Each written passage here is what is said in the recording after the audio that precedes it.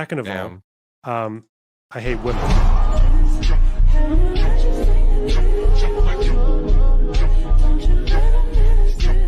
This video has 2.2 million views in 3 days. He hasn't uploaded to this channel for like 5 years. The last one he uploaded was Keemstar Content Nuke, so that's good. Good for Hasan, especially. Okay. The world would not be the same. A few people laughed. A few people cried. Most people were silent. I remembered the line from the Hindu scripture, the Bhagavad Gita. Vishnu takes on his multi-armed form and says, "Now I am become death, the destroyer of worlds." Wow. We think the Houthi Ansarallah is doing what Houthi fucking bloodthirsty, violent pig dog. Why am I held accountable? God forbid you throw up the fucking green Hamas banner. Happy birthday to you. I'm All cooked, together. I'm cooked. Happy birthday from Twitch, Hasan. Happy birthday from Twitch.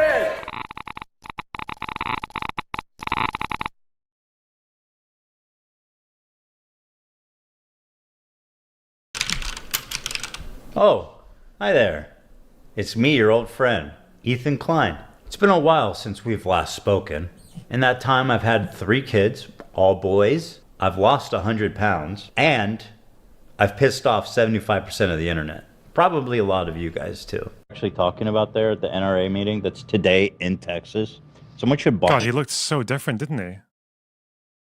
100 pounds. How the fuck do you lose 100, bro? I've been losing a bit of weight recently, mostly because of, I guess, Vyvanse. Oh, Ozempic, yeah. Yeah, that would do it. Is that just, sorry, is that just like a wonder drug right now? Is Ozempic really just like the magic weight loss drug?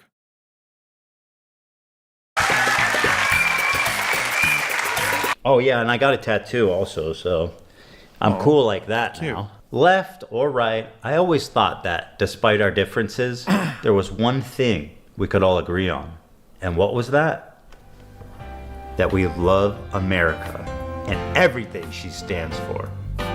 Mom and Dad and apple pie. Sure, there's plenty to criticize and endless things to improve, but I thought it was about making a more perfect union, not tearing it down. And marching bands, a pride that only The thing is, there's something kind of scary brewing in America. Communism. That's America. That's America to me. I started to show a couple of years. It's kind of like a, talking about it, like the threat of communism is like, I don't know if it's the best way to address it, because whenever people use the word communism, the problem is that it's quite nebulous to most people. And I think most people don't really take communism as a threatening thing. Like they just kind of roll their eyes at it, probably because some people associate it with like cringe left way, like a Red Scare from the 50s, McCarthyism. And I think the big problem is that people like Hasan and communists, like, is that they are kind of like dishonest, cowardly, manipulative cunts, and their whole thing is that they will often make, to a untrained eye, they will make communism just appear very, very synonymous with like social democracy and like just being like a nice, decent, like mild improvements leftist, like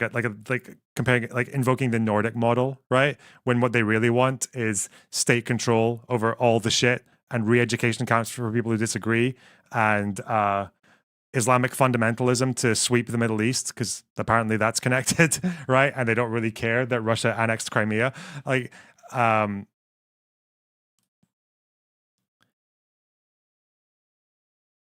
so yeah, I don't know. I just feel like there needs to be a better, obviously tankies is like a thing, like Stalinists, because they're harder to defend than just, because like I used to call myself a communist for like years, but I never wanted the state to own everything. I never cared for Stalinism and all that. What I wanted was like social democratic reforms and also workplace democracy, in the hope that eventually like workplace democracy would slowly and gradually become more the predominant way of managing the economy compared to private systems, like to traditional firms. I just thought there'd be like, right now it's mostly private traditional firms and some workplace democracies. I just wanted to be the other way around, see how that goes.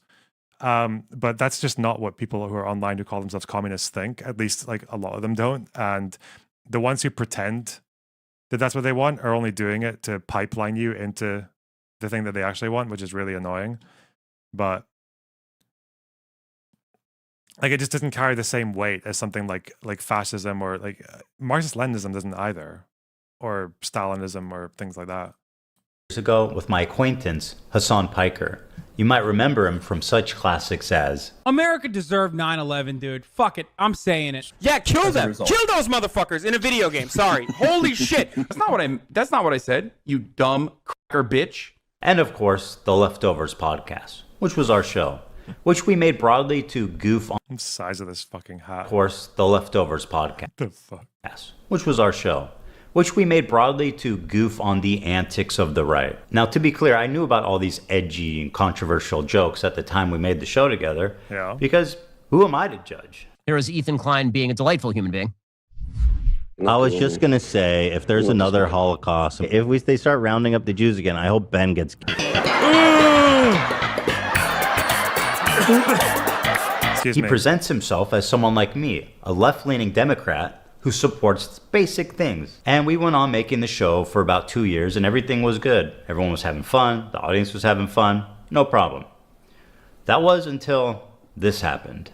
We were doing our regular show, and for the first time I noticed an inordinate amount of radical, hardcore leftists. I mean, I thought we were social democrats, not whatever this was. I don't hate the idea of like people who can be successful. I think it's good that people can achieve success in the term monetary success. I mean, that's what that means, right? I do.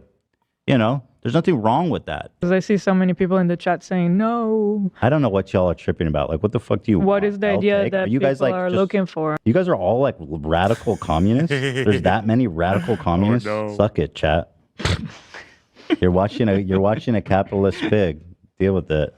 And then It was, oh God, I still remember in my Discord. Oh, fuck, man. I remember when I was like this, it was more of a gradual realization, but just when I realized, like, these hammers and sickles and these Lenin, these are actually, they're not jokes. Young Stalin, actually, no. Oh, they're not jokes. Oh, shit. What? Oh, fuck. What happened here? What's going on? Yeah, fuck. happened. This comment from Hasan really started to sound some alarms in my head. If you're in a socialist country with multiple parties, and one of the parties is a capitalist party, which would surely exist. Yeah. What would you do if that party started gaining momentum? The solution to that would always be education and offering more re-education? Re-education, certainly, yeah. There should be an enforcement mechanism, and in that enforcement mechanism, I think like rehabilitation, which would include re-education as well. Like what? What?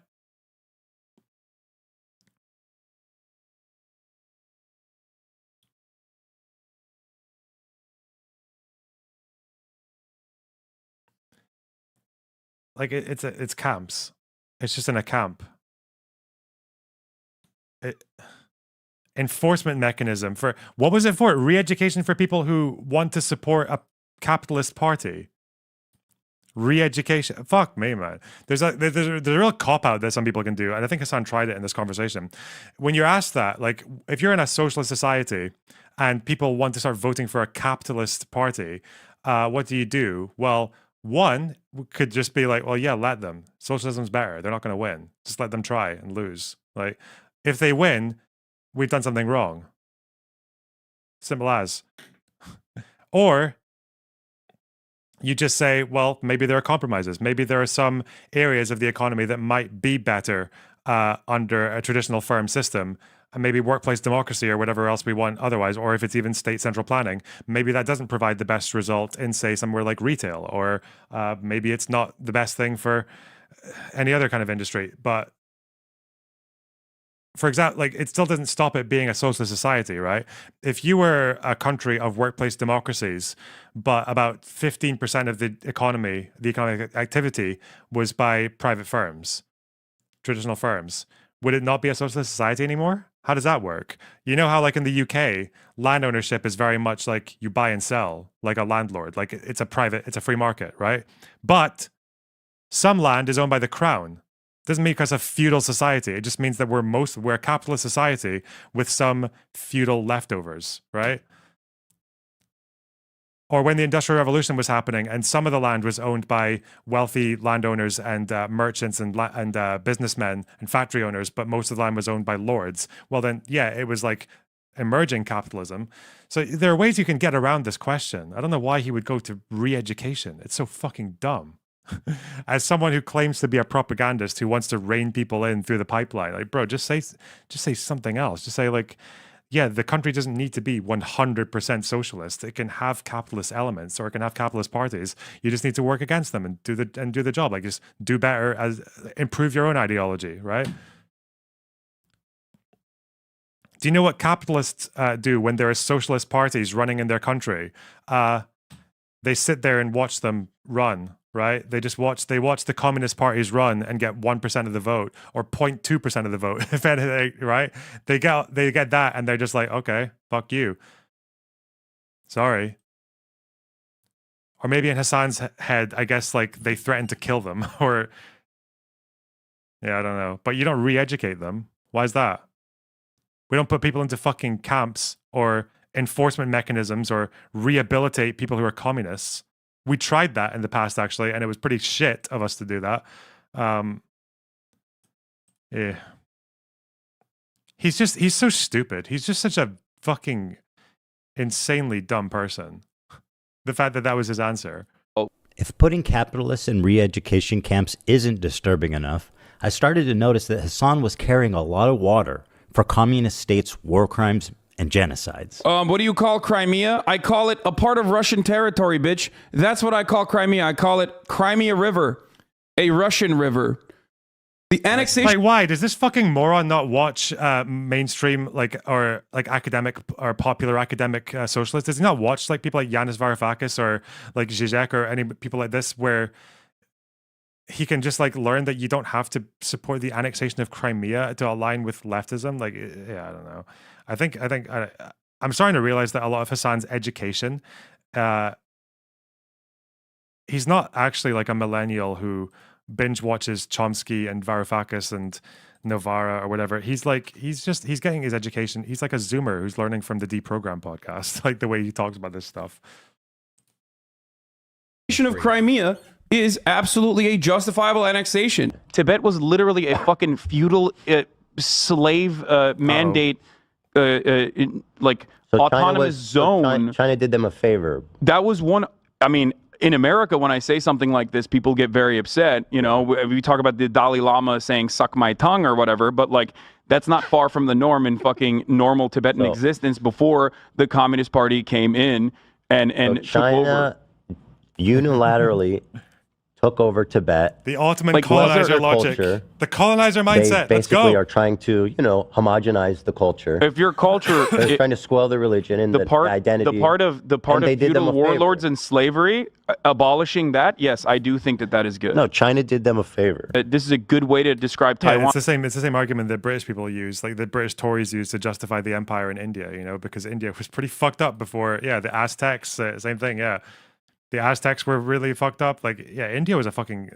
The caste system was obviously like a big issue, but India, it was so much worse before the empire. But again, like that's not justification. It's not. Because obviously it's not... If all you did was go there and purge the oppressors, I don't think anyone would have much of a problem, like Civil War style, but that's not what they did. They suppressed the entire like fucking Buddhist culture and shit.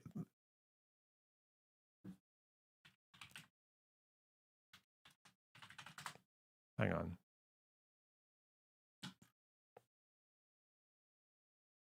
They purged people for a lot more than being slave owners in Tibet, okay? I'm just saying. on as well, the American federal government going into the fucking South and killing, unfortunately. The South, which was part of the Union, like it was declared, they agreed to be part of a union and then went against its rules that they'd signed up to. Tibet did not do that. Tibet was autonomous, like from 1912 until the 50s? Not all of them, but a decent amount of slavers and defenders of slavery. This is violent retribution from a powerful federal government that squashed, okay? Tibet is the South in the Civil War? Yes. And most disturbingly, a complete whitewashing of the Chinese genocide against their Muslim minority group, the Uyghurs. Don't they have Uyghur death camps? It's not a death camp. They were re-education camps. Now we're toning down the language. Yeah, nice one. Yeah, they're not death camps. Yeah, they're not. True. Just it's a very selective use of that response. They're no longer an operation. Is that according true? to the Associated Press? Okay. I saw this crazy documentary, and I don't know. I don't know the surrounding narrative or anything about it, but it was about there was doctors in the area. They would be able to procure organs. No, no. I'm telling you, they were in China with that one is like Shen. That's just a ridiculous. By the way, let me tell you about this fucking story that no credible historian is ever going to touch about a kid who was like forcibly thrown in the oven by his dad. Yeah, let's do that one in the Dariusine massacre. Let's use that one. Let's use that comically evil story. But fuck this one. No way. They're like, we can get you an organ from a Uyghur.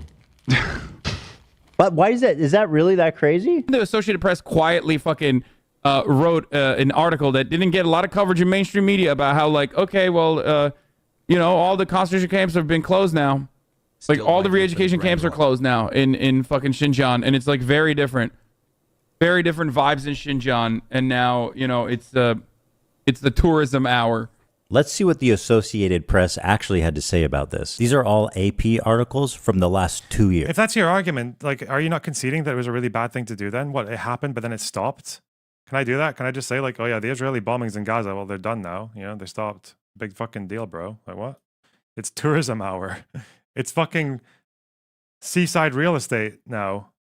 Years. UK independent body reports China committed genocide in Xinjiang. China sanctioned a U.S. research firm and 2 individuals over a report about the human rights violations in Xinjiang. It's the tourism hour. To China's fury, UN accuses Beijing of Uyghur rights abuses. Tourism hour. Uyghur County in China has the highest prison rate in the world. 1 in 25 people is in a Chinese prison. It's the tourism hour. 48 Uyghurs detained in Thailand for almost 11 years are on hunger strike to protest their imminent deportation to China, where they face imprisonment or execution. Not only does this AP article seem not to exist, reading the AP proved exactly the opposite. Hasan Hasan does this a lot. He will refer to an article that just it might not exist, or it might exist, but it doesn't say the thing that he's claiming it says. He does this a lot. He did this with Al Ali. He was always like, there was always some BBC article or some AP article that vindicated him, but it never actually did. Yeah. Even Forensic Architecture didn't vindicate him. I know that's the line that they go with now, but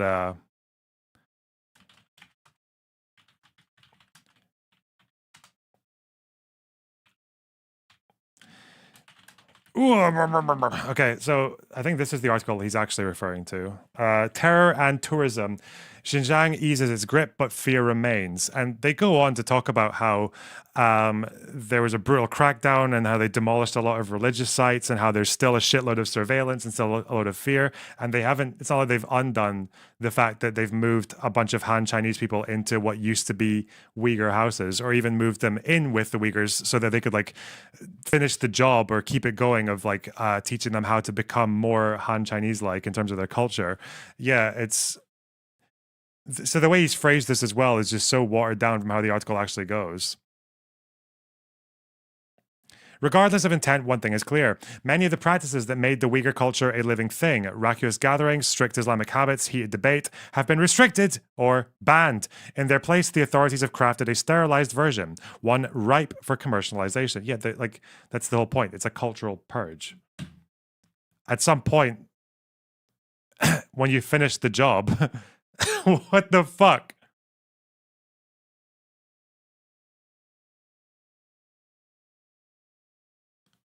Happily eaten up the Chinese propaganda on this and has regurgitated it to his mainstream audience. Why is he defending China's genocide of their Muslim population? How does this even make sense? It only makes sense if A, he's being paid, or B, he has the political complexities of a 5-year-old. I know America Bad is a meme that people laugh at online, but with Hasan, this does actually seem to be the beginning and the end of his analysis. 2 principles. Let me explain to you 2 principles that you should keep with you, coming from a person who's Turkish, okay? When you look at a situation in the Middle East, you look at what the local government is and who the Western forces are. Never align with the Western forces. So when I look at other countries, I look at the regional actor, whoever the regional power player is, and then I look. Why did he say coming as someone who's Turkish? Like that's is that like an oppressed nation? Now Turkey's a fucking NATO member who have been conducting ethnic cleansing campaigns in Syria for years now. He's talking about northern Syria. Oh God, no, he's not. That's a joke. That's a fucking joke. He's not talking about. But yeah, it would be funny if he was. Turkey used to be a brutal empire. Like they committed genocide and shit. I know Hasan likes anime. He took it upon himself to desecrate One Piece. Do you think he watches Naruto? And now they're like a verbal version of switching places with the log. And now they're like a NATO member that is fucking with other countries' abilities to accede to NATO, and also very aggressively fucking with Arab countries. Like, what are you talking about? Coming as someone who's Turkish. Okay, dude. Okay. Oh, Dwayne, thanks for $10. I know Hasan likes anime. He took it upon himself to desecrate One Piece. Do you think he watches Naruto? I don't know what that means. Switching verbal places with the log? Sounds based? I don't know. Sure. Who Why is not? backed by the Western superpowers? That's a principle that you could take home with you. If you want to actually be moral, or if you want to be smart about the way you analyze other countries, that's one basic principle that you can take home with you. All of a sudden, magically, you are above on your foreign policy analysis. You're going to be better off than 90% of people that look at the situation. Wow, it's like there's just goodies and baddies. That's so convenient. Wow. Wow. After seeing all of this, that's a principle, LeMayo. I mean, it's a principle in the same sense that like the whites are the good guys and the non-whites are the bad guys. Like I guess that's a principle. Sure, why not? was already getting uncomfortable with our partnership. I started to wonder if I had any idea who this guy actually is. And then this happened. We have breaking news out of Israel this morning where Hamas has launched a surprise attack within Israel's borders overnight. After the shock of October 7th, I noticed a huge increase of anti-Semitic comments from Hasan's stream and Discord, including from his head mod. I was disturbed that Hasan was seemingly okay with this. Can you do you care that your chat is calling me racist? Do you make any attempt to modify? I have not looked at my chat. Moderate that at all? I have not looked at my chat at all, but you have I just opened it, but don't you have moderators? Do you care at all about what your audience says about me? There's 32,000 people in here right now. I'm just trying to tell you guys how it feels. And I'm fucking shocked that you don't care that people in your chat are saying, who the fuck is this child, cold, arrogant, as fuck. I love you, but there's only so much I can do. How can you be surprised when your Discord is literally full of fucking Ethan, I love you, but there's only so much I can do if you're making that argument. You know that, right? Like Hasan's chat had been calling me a Zionist, baby-killing genocider. Maybe it is on. I'm like 2 minutes behind live, but the obvious comparison to a capitalist and a socialist society is a slavery party and an anti-slavery society limiting laws limiting their power and protect minority rights. I mean, you can do that if you want. I just don't think being a capitalist is like being a slave owner. It's just...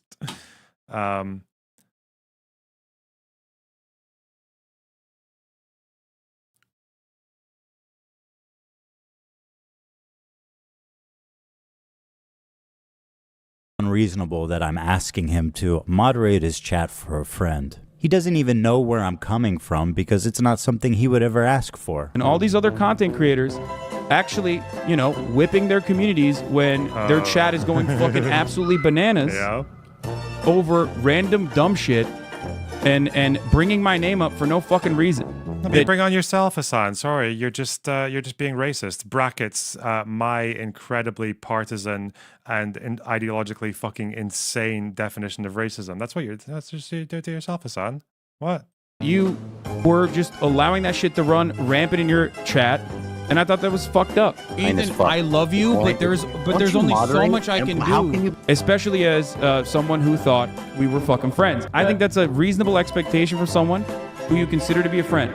The problem wasn't that he was pro-Palestinian, because I share a lot of those views, and I've been a stalwart supporter of the Palestinian cause for many years. The problem with Hasan's coverage, and a lot of people like him, was their complete lack of empathy for the Jewish people who were frankly slaughtered by Hamas. He refused to show even a crumb of empathy for the Jewish victims. But listen to what this guy has to say. And as you might have seen, there was some sort of rave or desert party where they were having a great time until the resistance came in electrified hang gliders and took at least several dozen hipsters. But I'm sure they're doing very fine despite what the New York Post says. But nobody had seen this coming. I mean, that's insane, right? I don't even... Yeah, okay. Like, okay. I don't... Why is he so fucking dumb, man? Sorry, Hasan has this really difficult situation where he's obviously got like a triangle of conflicting interests. One is being a popular mainstream political celebrity. The other is being an ideological extremist, tanky. And I guess the third point of that triangle is just being inept. It's just being like criminally fucking stupid. I've seen like Al Jazeera-esque pro-Palestinian people just say like, yeah, that's condemnable. Of course we don't condone the... What you would say, like, yeah, of course we don't condemn the attacking of the murder of civilians. That's a horrible thing to do. It's tragic. It's cold. It's extremist. It's like, it's inhuman.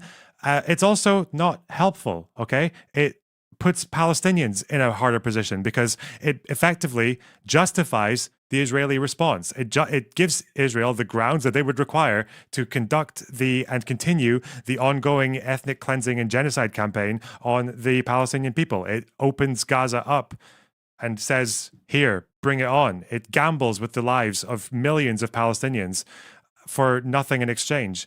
And it gives Israel all the rights to continue the apartheid project. Like, you can easily spin this into a pro... Do you see how you can acknowledge and then just start talking about how bad Israel is, right? You can do that. It's so easy. It's so fucking easy.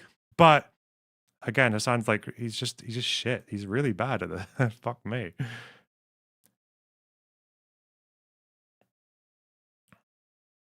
It's the thing, right? It's the acknowledgement and the spin. That's what he needs. Yeah, that's horrible, condemnable. People should not be doing this. It doesn't help the Palestinians.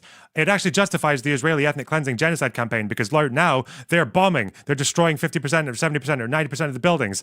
There's this many civilians dead. It's already more than cast lead in like 2 days. Look at the amount of like hospitals that are shut down. Did you know that in the West Bank that even before October 7th, this was the deadliest year since the second Intifada for Palestinians? And then suddenly you're like, wait, okay, whoa, okay, now we're talking, and now it's like we can't even remember the first time we've spoken about. He condemned it, he swept it away, and then just made it what he wanted to talk about. And you can't get him on that because he hasn't really said anything wrong, right? Like, he hasn't said anything like incorrect. He hasn't supported the guy who's defending October 7th. That's an effective propagandist, okay? That's how you do it, Hasan. You fucking idiot. Like, not seeing someone glorifying the murder of civilians and then just wincing like a fucking toddler who doesn't want to eat his vegetables. Like, yeah, yeah, it's bad. What do you want me to do? What do you want me to do for you? Yeah. Yeah, sure.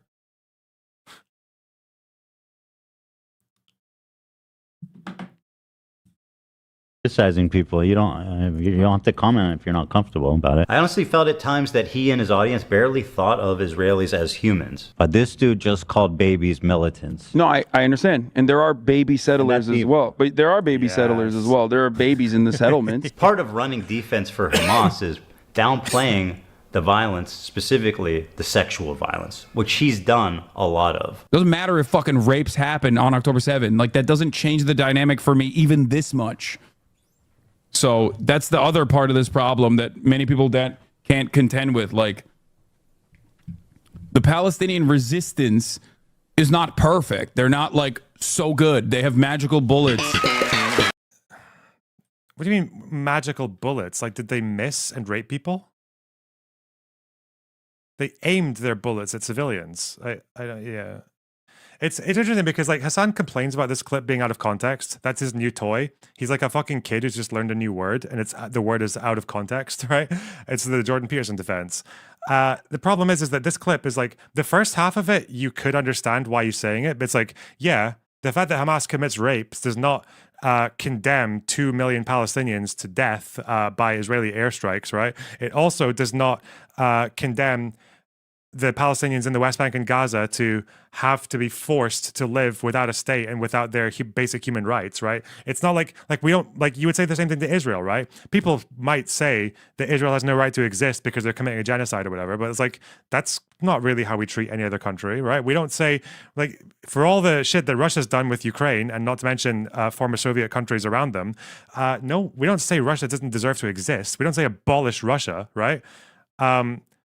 That by the same token, Palestinians don't lose their self-determination, their right to it, just because of the actions of Hamas. So you can make that argument, but the fact that he moved on to say the resistance isn't perfect, they don't have magical bullets. Well, no, it doesn't actually give you that position. It doesn't give you the out. It doesn't take you away from the fact that the problem here is that like Hamas is not the resistance, right? It's not an imperfect resistance. Like, what they're doing is not resisting occupation. They want to destroy a country.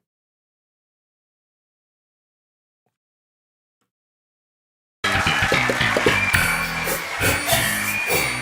Palestinian resistance is not perfect. They're not like so good. They have magical bullets. Is not perfect. Of course, if you compare the raw numbers, Gazans have lost a lot more than Israelis. 40,000 people have died, and neighborhoods have been completely flattened during this war. And while we should keep their plight at the top of our minds at all time, it also doesn't mean that we should disregard the lives of the Jewish people who are also affected by this, even if their suffering on the whole is not as great. Some of you may know that I'm an Israeli dual citizen.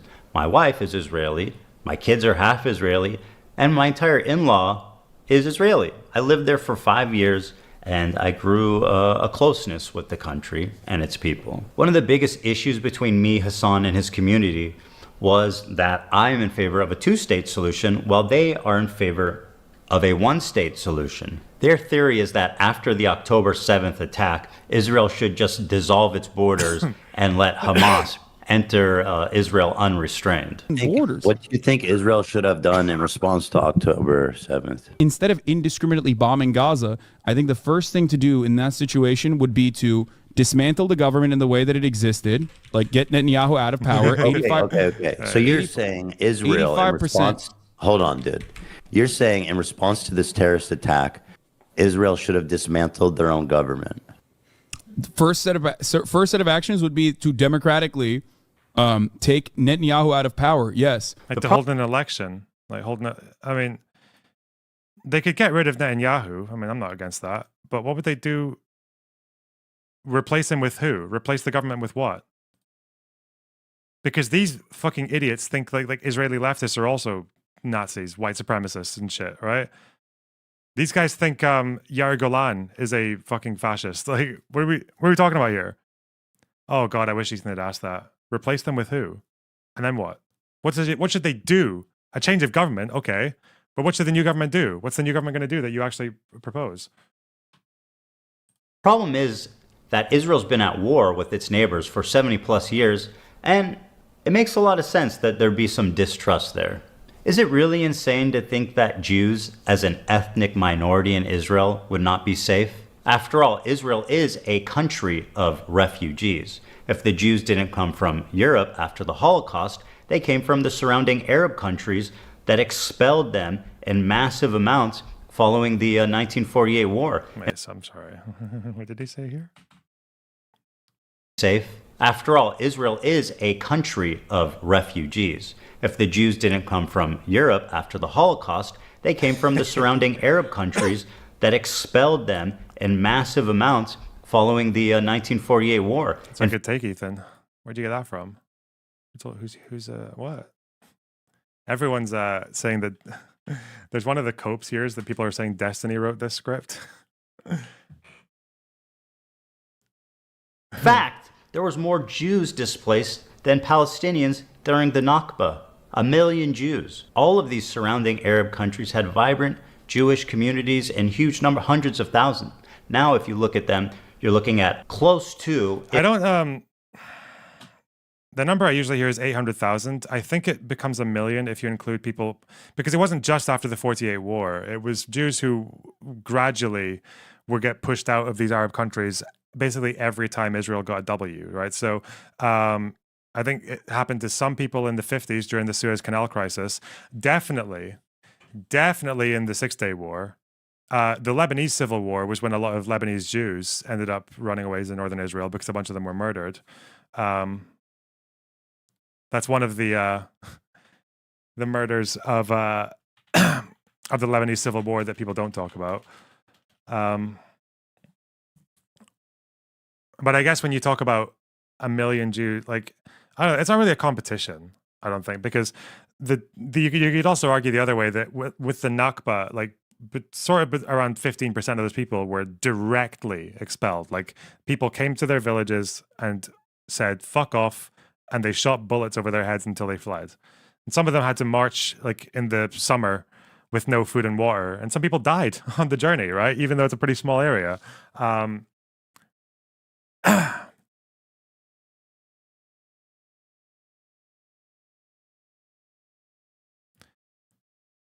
Whereas the Jews who were kicked out of Arab countries were more like pushed out rather than directly expelled, generally. Like they were pushed out of fear or out of persecution, and some pogroms like that had happened over the preceding years and decades.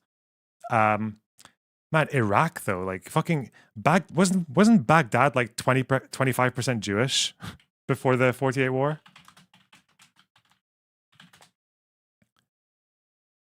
I think it was, wasn't it? It was like higher than Brooklyn in proportion.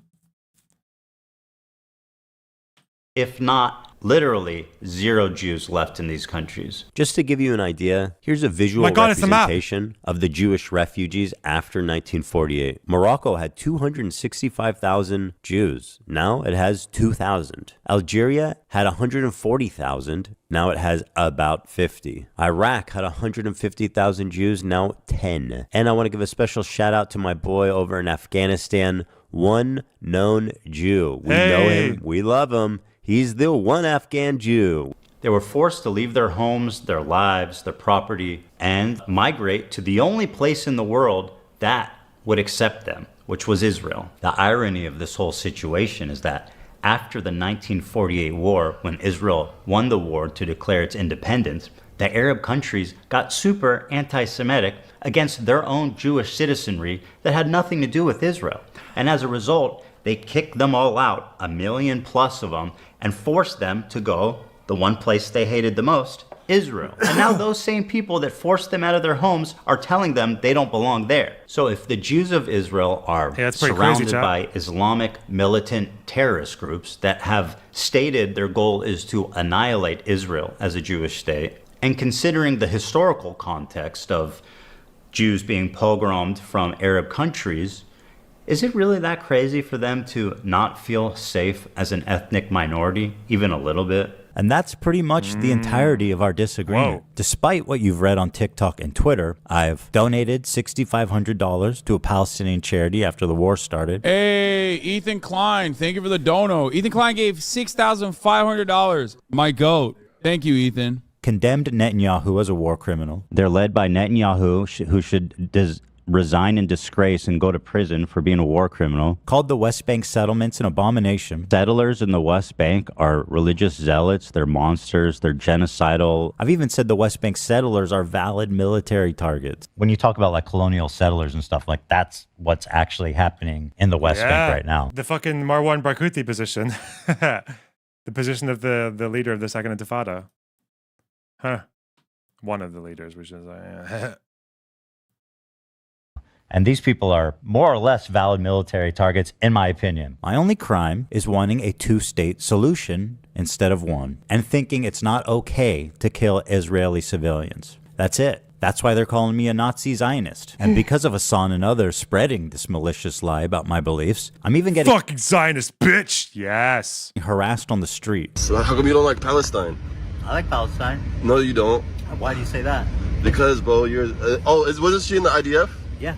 Oh, damn, that's crazy. Mandatory service. That's She's born sad. there. That's terrorism, bro. She was born there. That's sad. I feel bad for you guys. Ethan Klein, bro, you're ugly as fuck, bro. You're ugly as shit. You look like a rapist, Bro, man. look in the fucking... You look like a fucking rapist, Ethan. Feel bad for you guys. Ethan Klein, bro, you're ugly as fuck, bro. You're ugly as shit. You look like a Wait, this guy has an account? Dating monkey. Bro. I'm tired of all these coward Americans in the South trying to act like they're so tough. I didn't notice Ela giving him the finger. That's really funny. Oh, I'm American. Oh, you don't even run your own country. You don't run your own country, bro. Ooh. You don't run your own country. Oh, no. A foreign country named Israel runs your country. Oh no, you mean there's this really unsettling intersection between Marxist-Leninists and Islamic fundamentalist anti-Semites? Oh no. Oh shit. And if you're not careful in how you craft your rhetoric in favor of the Palestinian cause, you're going to accidentally attract an audience full of fucking Jew haters. Oh no. Oh shit. As never. It's, oh no, he's getting right. Is this the guy meeting Hasan? Okay. He's getting the Rahim treatment. He's getting the Rahim treatment. Remember the guy? The dickhead who was having to go at me for my advocacy really early on in the war, and he was simping for other leftists.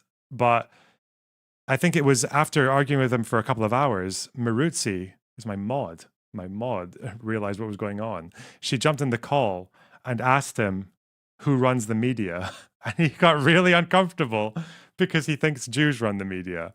I thought he was like a leftist. I thought he was like a, just like a typical American Western. You would never be that on the nose, right? If you're a Western leftist, okay? They'll never be that on the nose.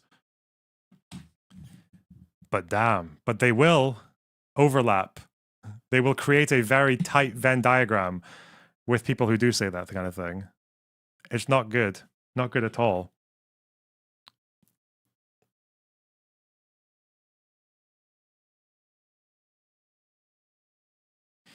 Did you see Denims react to this?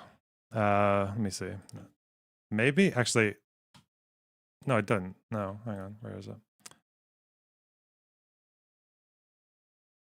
I did see something was trending. I just avoided watching it. I think I might have bookmarked it.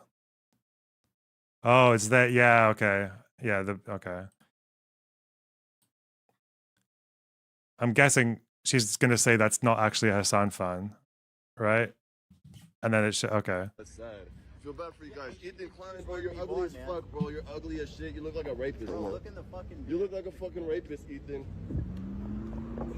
Feel bad for you. Okay, can I just say why is it so quiet? Sorry, Denims.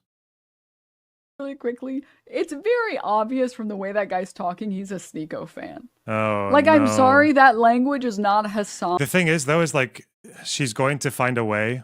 And I know I've noticed this is how React content works when you're partisan, when you're this partisan. She's going to find a way to dismiss it, right? She's going to find a way to dismiss it. There's always a way around it, and chat won't care, right? Because the principle is not we're correct and they're wrong, and here's why. The principle is our guy good, their guy bad. On fan verbiage, like that's very sorry. That language is not Hasan fan verbiage. Like that's very clear Sneeko lexicon. Can we just be honest for just 2 seconds? Just be real. Wallahi, that is not. No. No, no. Oh my God, bro! I love you, Hasan. Can I give you a hug, bro? I'm so sweaty, bro. I love you, bro. I'm so sweaty. I love you, bro. I have to interview you. You're like my hero, bro. I love you, bro. You're the coolest guy in the world, bro. Hold on, I think I look gay in that one. Can we just be honest for just 2 seconds? Just be. I don't. Yes, good clip chimp, very good. He yelled at him later. Yeah, they met once, which means he endorses everything he's ever done, ever. Okay. That's a really, you really killed him, dude. You really got him. You really. Oh no! I just want to separate my head from my body. What the? Okay. All right. There's like this. I've been thinking about this for a while, and I think I understand it now. There is this kind of. There's this thing, which is like the postmodern debunking, right? Clip chimp. Wait, what? What was clip chimp there? That's just like a. Okay, that's just like, I guess you're just looking in the bag for, okay, bad faith, out of context, clip chimp, got him, yeah. It's like the postmodern React stream. There's this thing that postmodernism is very vague, but when people talk about postmodernism, one of the aspects that people speak about in sociology is this idea of like a collection of facades, that a lot of what we see and observe in society becomes kind of like imagery and aesthetics that is devoid of its deeper context and like understanding. So a really good example they would use to illustrate this thought is the example of like postmodern architecture. So when people talk about postmodernism in architecture, the number one go-to example is Las Vegas, right? Because what the fuck is Las Vegas, right? It is this fairly new place, relatively, built in the middle of nowhere, full of casinos and other such nonsense. And it's got like, you got like an Eiffel Tower and a Sphinx and a pyramid, right? It's got all these things, which are all just images, just like surface level replicas of the original thing, but completely deprived of the artistic and cultural movements that went behind their design, that's behind the socioeconomic conditions that were necessary to produce those things, like obviously the society that you needed to produce a pyramid, right? So it's like, it's just the image, right? And what people do with streaming, like React streaming, the substance of a React stream is to watch someone, to watch them say something wrong, to pause it, and to say, this is wrong and here's why. And then you might sneer at the end, right? And especially if you're a political partisan, you would do this, like, that would be the point, right? You hate watch someone, like a hate watch stream. So if I'm watching someone like Tim Pool, I will pause a lot because he speaks a lot of shit, right? Very easy. But there is a problem where there might be people who are watching that and they're like, I want to do that myself. You know, I like all that. Whoa, we're destroyed, sneering, let's go. But the problem is that there's a process behind that. Like, you have to read some background stuff and you have to know some background things to know how to catch someone out for being wrong. But if you're just watching the streamer and you're just wanting to emulate that image, then what you're going to do is you're going to copy the bits that are easy and not copy the bits that are difficult. So someone who might want to do a debunking, destroyed, sneering React stream, what often happens when I watch these React streams is they don't really do any correcting or any gotchas or any explanations or alternative reasonings. They just do the sneering, and it's very strange. So like a React stream that's like this, usually by orbiters. Like Demon Mama used to do this a lot, right? When Demon Mama was debating, she was really, really bad at finding gotchas. She was horrible at it, but she would always just kind of act like she'd got a gotcha. She would do the whole, like she would always just do the performance of a gotcha, even though there wasn't actually any contradiction exposed. And it's kind of like reacting as well. There's this postmodern reaction stream that is just watching, and then you pause every 60 seconds, like or whenever you remember to, maybe after a sentence or a paragraph and just go, yeah, yeah, yeah, of course you would say that. This bad faith, clip chimped, out of yeah, yeah, kind of stupid, yeah. And then they just start playing again. And then 30 seconds or 60 seconds later, they'll remember to pause again. And maybe after doing some kind of like, then they'll pause again. And then they'll go, yeah, yeah, of course you, yeah, what a fucking idiot. Yeah, racist. Like, and now that you've had that communicated to you, I swear, watch some of these React streams and like you will not unsee it. It's very, it's a thing. Okay. Fuck, buzzer, delivery.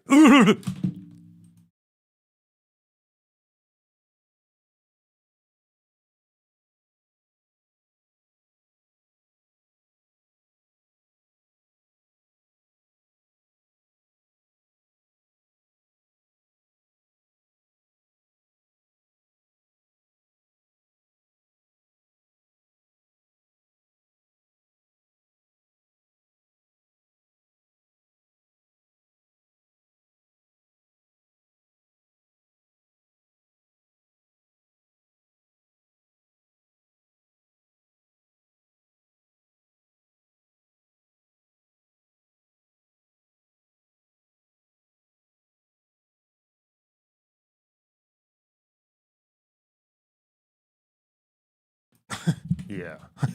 Good take, Lonerbox. Bet you did think that was a good. Oh my God, bro! I love you, Hasan. Can I give you a hug, bro? I'm so sweaty, bro. I love you, bro. I'm so sweaty. I love you, bro. I have to interview you. You're like my hero, bro. I love you, bro. You're the coolest guy in the world, bro. Hold on, I think I look gay in that one. That's weird. Oh God. Why? Oh no! What's going on? Why? Yeah, I sometimes I want to stop to wonder why this Zog theorizing guy who's worried about looking gay is supporting me, a left-wing progressive. Why is that overlap happen? Why am I attracting a socially regressive anti-Semite? I'm not pro-Palestine because I hate Jews. Me, Hasan. You know, I like Chomsky and Sam Cedar.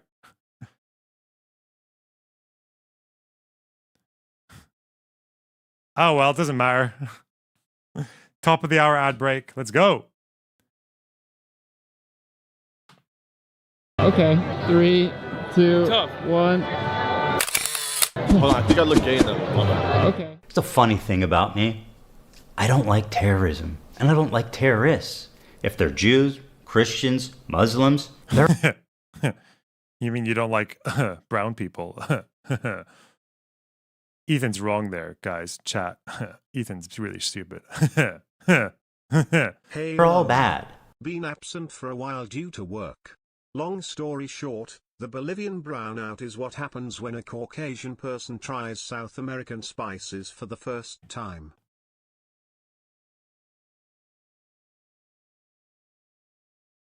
I don't know what that means, but thanks for 10 euros. What is terrorism?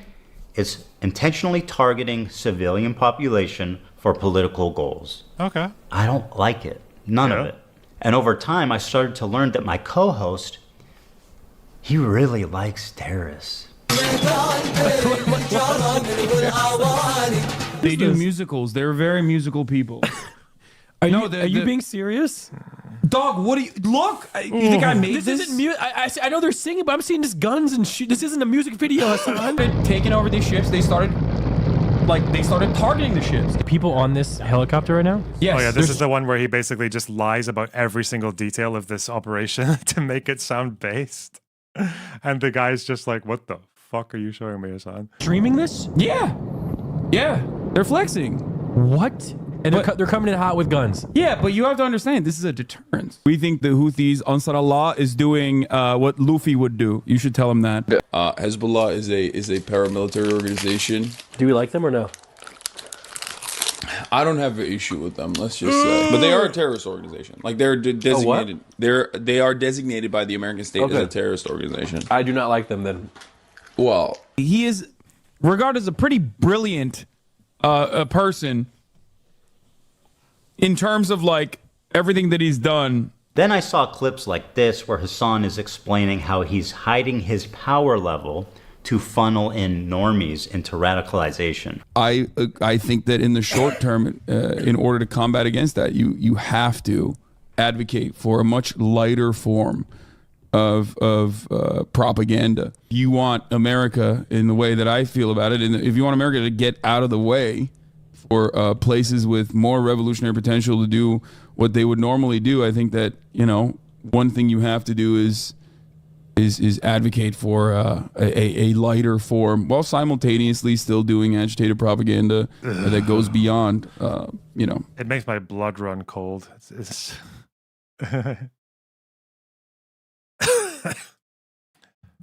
It's funny that he says this though, and this is part of his job. Meanwhile, he is literally just like dancing along to Houthi soundtracks. It's like you're not even really that good at the thing that you say you are. But I mean, I guess it's worked, so people don't give a fuck.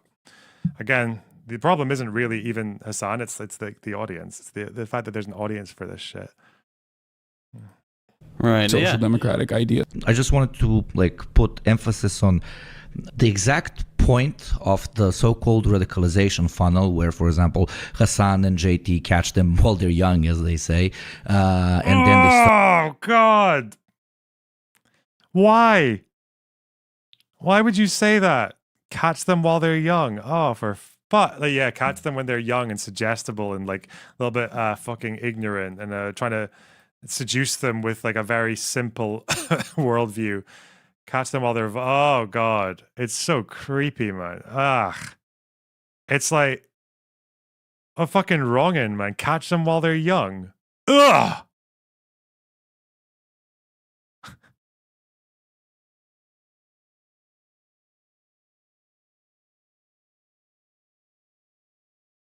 Catch them while they're young.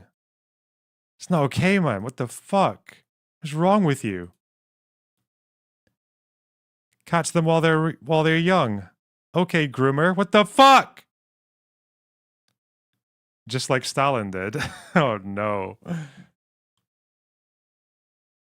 Start looking into this new idea, etc., and then move forwards through the funnel, get more and more informed, get more and more radicalized. You do your part in the funnel for the cause, or whatever the fuck you want to call it. You're doing, in my modest opinion, a great thing for the cause. Now listen to Hasan during our very first conversation lie to me about how he's a social democrat to hide his power level. We should move towards a Sweden-style economy or a Norway-style economy, which would be a social democracy. You have to advocate for... And why would you defend China? If that's what you want. It's actually so disgusting. Okay. Lighter form of propaganda. With robust social safety nets. Called radicalization funnel. Catch them while they're young, as they say.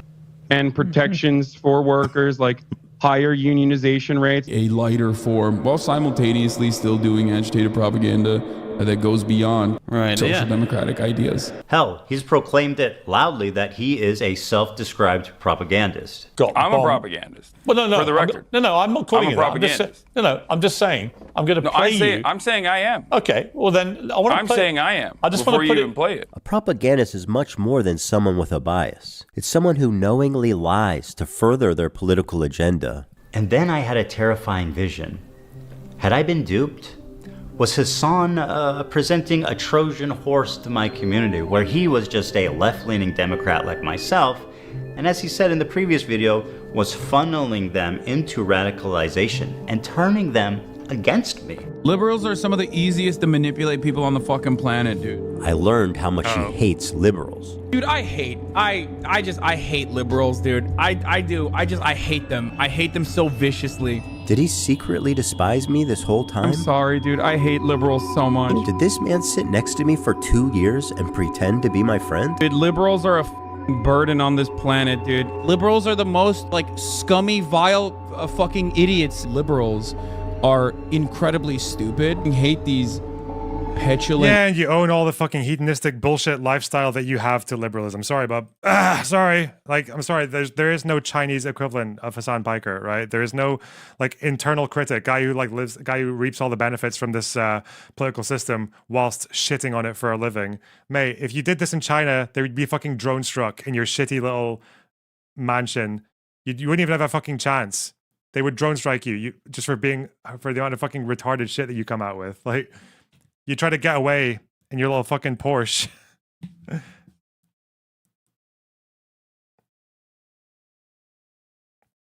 You'd be in the camp. You'd be next to me. You'd be sharing a cell with me, okay? Liberals, dumb fucking liberals. What else is someone this sociopathic Learning about Han Chinese cuisine. capable of? Liberals are some of the easiest to manipulate people on the fucking planet, dude. Was I being manipulated this whole time? That was my fear anyway. Regardless of his true beliefs, that broke my trust in him, and I pretty much ended the show immediately. And I felt guilty for my participation in mainstreaming Hasan.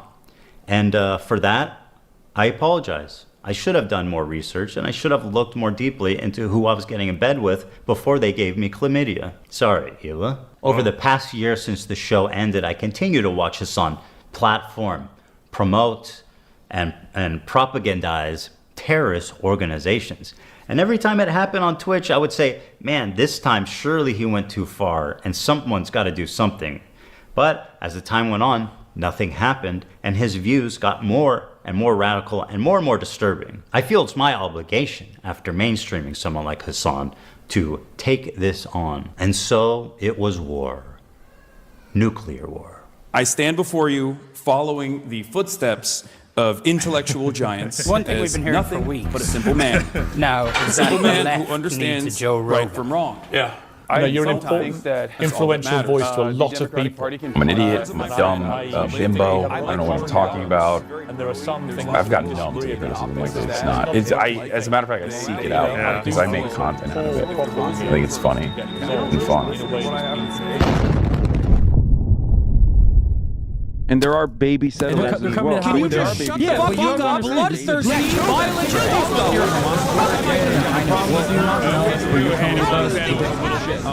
It doesn't matter if fucking rapes happen.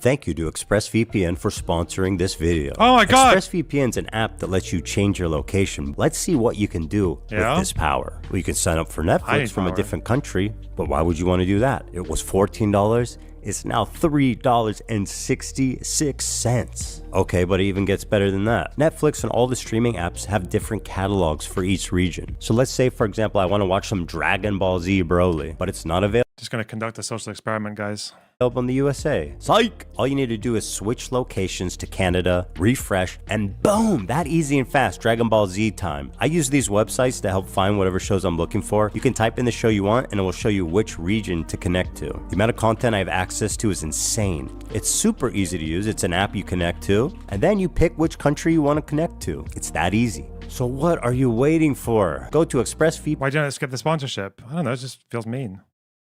VPN.com/H3HC for 4 free months, or scan the QR code or go to the link in the description. Thank you so much to ExpressVPN. And now back to our program. Meanwhile, at Twitch HQ, the marketing team is strategizing on a new advertising vertical. My friends at Twitch headquarters, the executives, the influencers, Hasan, nice to see you, Frogan, front row. I am here to present to you an extraordinarily exciting opportunity. Were you in subscriber mode to limit Hasan or Destiny comments? Yeah, that's why. Yeah. Yeah, that's all the time. Yeah. No, it's also just because I love money. Okay, every now and then I just need to remind fans that they actually owe me for the hard work that I do, okay? For the amount of shit that I go through to keep you idiots happy, okay?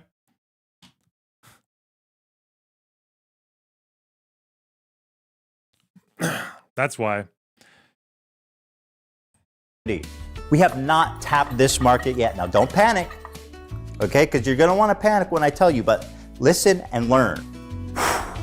Who's billions of dollars, eager to spend it? And what, people are too cowardly to reach out and take the money? Not us. Terrorism. Terrorism. Twitch is perfect. You could broadcast it straight into the veins of 18 to 35-year-old men. So here's what I'm suggesting. Hasan Piker. Yeah, we'll get drinks after the show. No, you. He's such a great guy. No, you. Give it up for Hasan Piker, everybody. Happy birthday, buddy. Aww. This dude can package anti-Semitism and anti-Americanism like nobody else. In fact, you guys got him on the front page. Yeah. And he's doing terrorism for free. Basically, gentlemen and gentleladies, Frogan, you look good today, girl. Based? Girl, you look good. Based? Great job on that Arab tier list. Based? That was good. How much we get for that? Yo, you got 10 million from Qatar for that? That's what I'm talking about. That's what I'm talking about. Twitch! Here's the thing. With help from people like Hasan, terrorism is like in the eyes of the beholder, right? They're not terrorists. They're... Go ahead. Go ahead. Have you seen how Hasan responded to this? I've seen clips of it. I haven't seen the whole thing. We'll do that after though. Don't worry. Well, you know, donor generosity pending, obviously. But yeah, potentially. Yeah, potentially. Hey, we had the goal. 20 out of 20 wankers. Super chats. Oh shit.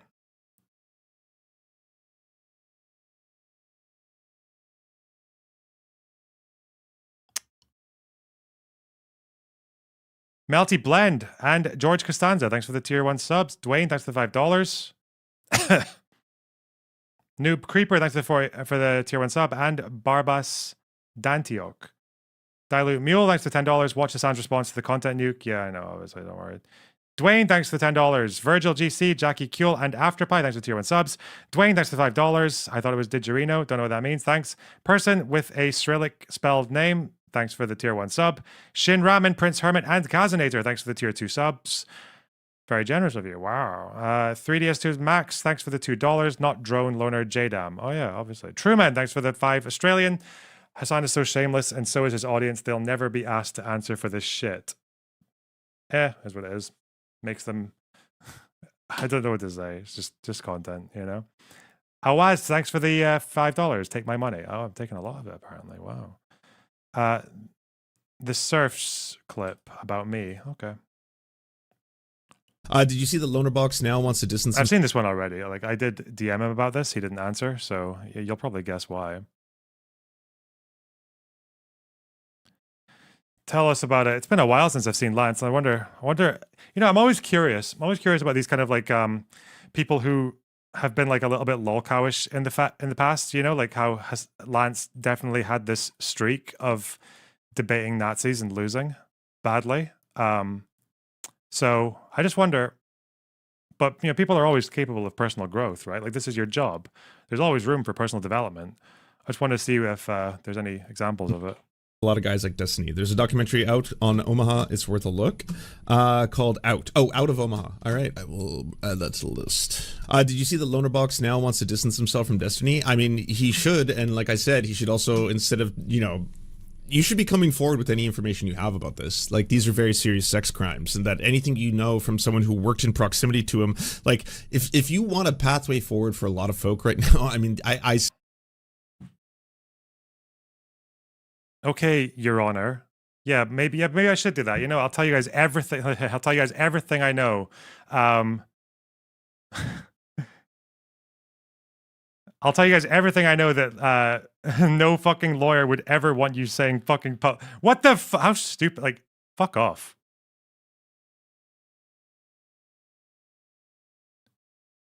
What new information do you think I have that's going to contribute to this public fucking...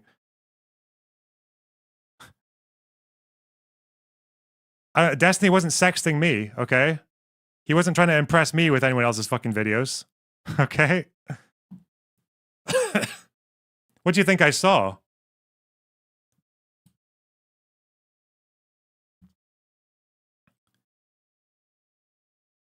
in the fucking Israeli apartheid harem. What do you think what? Okay. What do you think was happening in those Juminati fucking basement sessions in Tel Aviv? Come on. See, the only one that is viable is coming forward to help the victims. And also, I mean, in the case of Lonerbox, you need to have a long, serious look about all the fucking apologia you've been doing alongside Destiny for all the fucking horrifying crimes and atrocities that Israel has been committing. Like, every single other person is going to have to reckon with this in their own way, including myself. I say that full well knowing that, like, I have my own inner guilt about, like, did I protest enough? Did I march enough? Did I, like, write enough to my fucking members of parliament? Did I do this? Did I send in my emails? But that's such a far cry from people, I think, who are going to have to reckon with. Did you fully promote, propaganda for a country that was committing a genocide actively? Did you travel there? Were you on a paid trip there to listen to the propaganda of the very country that is committing these war crimes? No, I wasn't. No. Was I paid to go there to do propaganda for the Israeli state? No, I wasn't. And you can tell, it's kind of obvious that it wasn't a paid trip or a propaganda trip just by looking at it. Like, what? And again, I did show this to Lance. I showed him some clips. I showed him some clips of like, not even clips, just like segments of us having been taken by a local through the West Bank and meeting locals there, of going to the anti-war protests and talking to those people, meeting Mustafa Barghouti, who the Israeli government fucking hates, right? Because he's getting quite popular and he also has semi-amicable relations with Hamas, like he's liaised with them before. Why the fuck would the Israeli government... Have you seen what Israeli government propaganda is like? Compared to Israeli government propagandists don't take you to meet Palestinian locals in the West Bank who want Israel fucking destroyed, right? They don't take you to meet PLO leaders, okay? That's not really what they do. It's interesting though that you think about Lance and how he always had this reputation for being someone who just read a headline and then just didn't understand the substance of the article and just went with that. But I guess it's still like nothing's changed, right? He's just, it's not even a headline though. It's just like he just believes this because he heard it from someone else. That's it. Because other people say it. Oh yeah, getting harassed by a fucking deranged criminal settler in the West Bank? Jesus. Aberdeen's own Julius Stryker. Oof. Oh, no.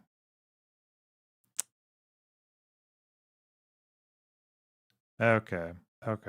Atrocities. Were you a part of that? Well, then, yeah, if you want to make right, then there is so much that you have to undo. So much, Like, Jesus Christ. Yep, just give me one specific valid criticism, we can have a fucking atonement session together. We can sit in the confession booth together. Repent! Okay.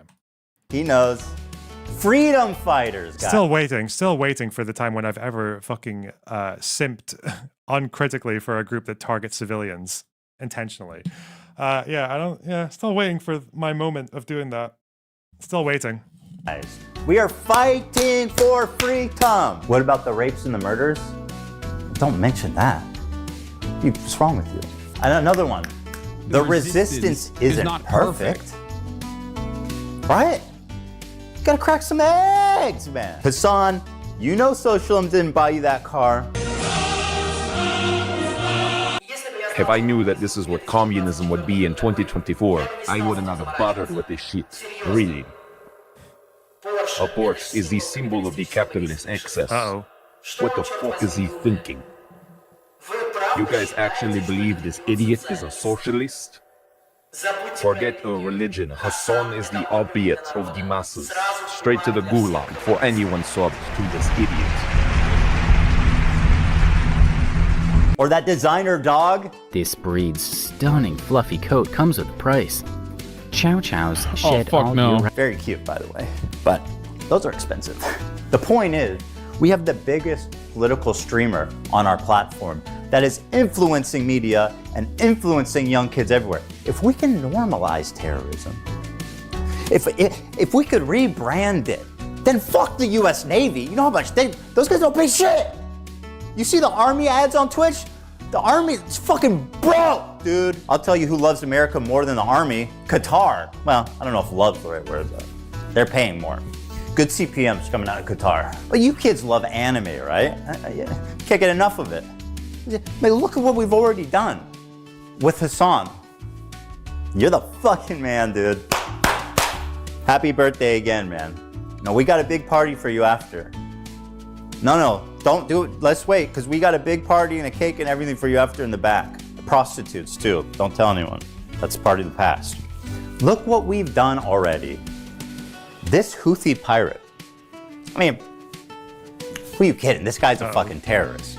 He literally tweeting out he wants to kill Jews and put their heads on pikes. And somehow, not somehow, because of his genius, we have rebranded the Houthi fucking pirates, the Houthi terrorist organization. Yeah, the Islamic fundamentalists. Death to America, curse upon the Jews. That's right. That's the Jolly Roger of this man here. None other than Monkey D. Luffy. So let's get out there, guys. And let's make 2025 our biggest year, guys. Come on, guys. The resistance isn't perfect. The resistance isn't perfect. Yeah, let's get him! If you want to know where on the political spectrum Hasan sits, take a look at a recent media analysis by Ad Fonte, which rated Hasan as the most extreme left-wing, untrustworthy media source on the internet. I always wonder how people gather this kind of data. Like, do they just watch a few segments and apply an average to the whole thing? Or I don't know. I don't know how, or how do you decide, how do you even do the fact checking? It's just, I don't know. I feel like these things are probably a bit cringe.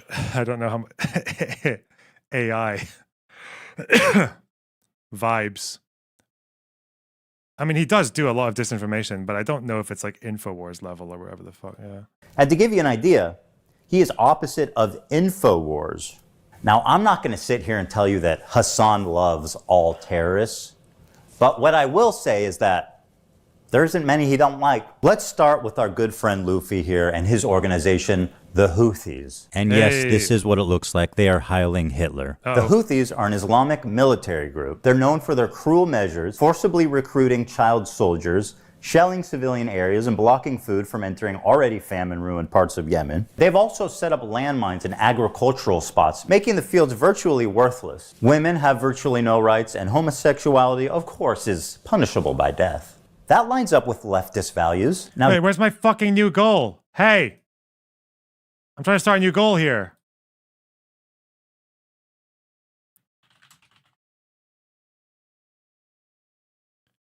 What's wrong with this piece of trash?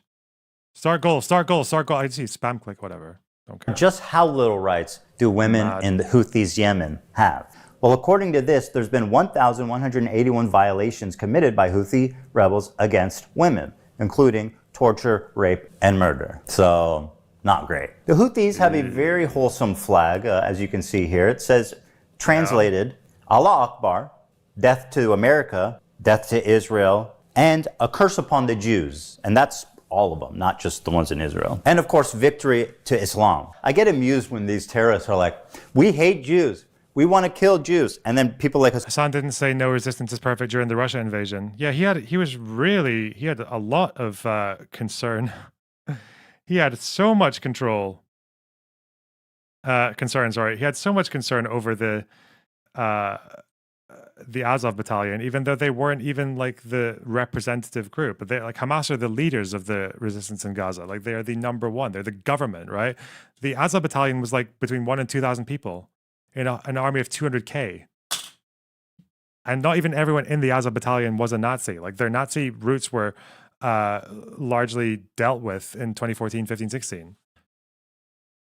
Son are like, you're fucking racist for saying that they just want to kill Jews and that they're terrorists, man. What you meant to say is Hezbollah is Muslim. Yeah. You're not thinking deep enough about this topic. My criticisms of the Houthis slogan do not factor in to what they are doing. Of course, it is anti-Semitic, but contextualizing it matters. Yeah, it's really interesting because like that is such Western-focused propaganda.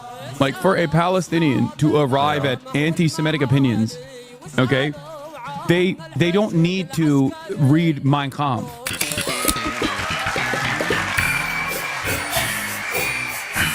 Oh, I almost forgot the most fun one. They brought back slavery.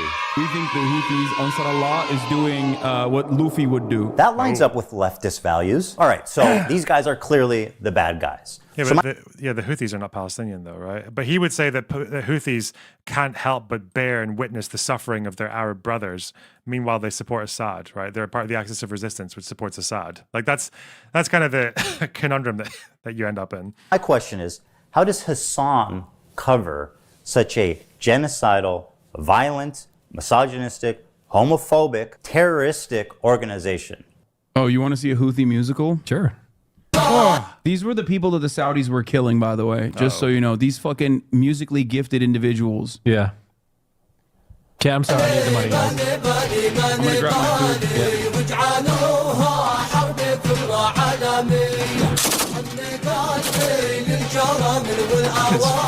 I'm so confused. What is اسأل أصحاب الفخامة والمعالي واسألوا عن الحشد العسكري يوم سيطرنا. Denims thought the Houthis and Hezbollah were Palestinians. I don't believe you. Sorry. Clip or it didn't happen. على الخوبة بآلي ما نبالي بالهمر المتبعية. That's right, my friend. Hasan just played straight up terrorist propaganda without even being there to analyze it. Surely this must be against terms of service. Twitch does not allow content that depicts, glorifies, encourages, or supports terrorism or violent extremist actors. For example, displaying or linking terrorist or extremist propaganda even for the purpose of denouncing such content. Denouncing? Okay, but what's the rule for endorsing it? Is that okay? The answer is yes, as Hasan was never punished for this blatant violation of Twitch community guidelines. Got it. So denouncing terrorism is bad. Don't do that. Endorsing terrorism is good. Okay, got it, Twitch. What is going on?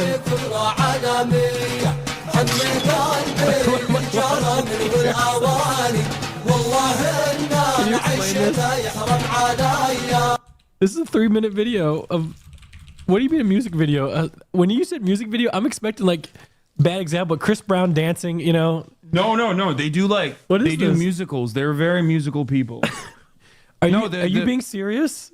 Dog, what do you look? You think I made this? This isn't music. I know they're singing, but I'm seeing just guns and shit. This isn't a music video, Hasan. No, it is. They do musicals about like their fucking like their actions all the time. Hold on, guys. Hold on. I've got this. Instead of terrorist propaganda, let's call it musicals. They do musicals. Instead of violent jihadists, let's call them musically talented people. They're very musical people. Are you being serious? Guys, let's just use our brains. Fiddler on the Roof, Wicked, Alexander Hamilton, man. There's no reason we can't put these Houthis on Broadway. Well, they go, listen, you want to fucking bring a ship through here? We're going to take it. So that's exactly what the Houthis start doing. They start fucking sending in helicopters onto fucking ships. Bro, they fucking... It does really give me a sense of hope that this guy is just sitting there with someone who he's probably primed to think that Hasan knows what he's talking about, right? And is politically sound, because I think this guy's like a normie streamer, right? So it is good that he's listening to this and just being like, wait, what? Wait, they're what? They're a music... Resist. Okay, wait. What? Sorry. So they're doing what to civilian people on boats? Wait. So yeah, it is good that the like normal, well-adjusted people are just not really taken by this. I guess the problem for Hasan is that he didn't catch this dude when he was young, right? Because this guy is at least 23. So the problem is that Hasan didn't catch him when he was young. That's the problem. Hasan's sitting there. If only I had got this guy when he was a miserable, lonely 16-year-old who has nothing else to do but sit on fucking Twitch and desperately search for the first political identity they can find. Oh, look, there's a good-looking himbo guy who seems really popular. Okay, yeah, and he's also got a very simple worldview that divides everything into a slightly altered version of good and evil and gives me a sense of moral superiority and means that I can speak and act in a way that is just constantly morally self-aggrandizing to myself, but I also don't really ever have to advocate and behave in a way that might ever produce viable results for society. Yeah, that's based. Yeah. So that's probably what Hasan's thinking right now. He's thinking like, oh shit, I could have got that. Look at this. They got the Palestinian flag that they painted under the helicopter with the Yemen flag. They fucking overtake. They start overtaking the ships. And they're like, guess what, dog? No more trade to Israel. If you are sending ships into Israel, if you are owned by an Israeli subsidiary, if you're owned by an Israeli corporation, we're going to take over your ship. You cannot fucking use this trade route anymore. Guess what, bitch? It's our fucking territorial boundary, and we're going to enforce this until... It's not your territorial boundary. Even if... Oh, God, whatever. It's just like every sentence he's saying is wrong. He's just beefing up the Houthis for free. You stop doing genocide in Gaza. So let's review his claims. His first claim is that the boat is headed for Israel. It's not. It's going from Turkey to India. Yep. Next claim is that it's owned by an Israeli company. It's not. It's not. It's being chartered by a Japanese company, and the boat's owners are registered in the Isle of Man. I'd like to remind everybody that the crew that's kidnapped in this video has been missing for over a year now with zero updates on their health. Wait! Breaking news.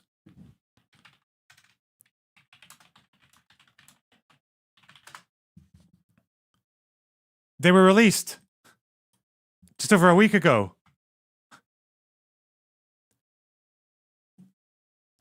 The Houthis released crew of seized cargo ship Galaxy Leader. They released them.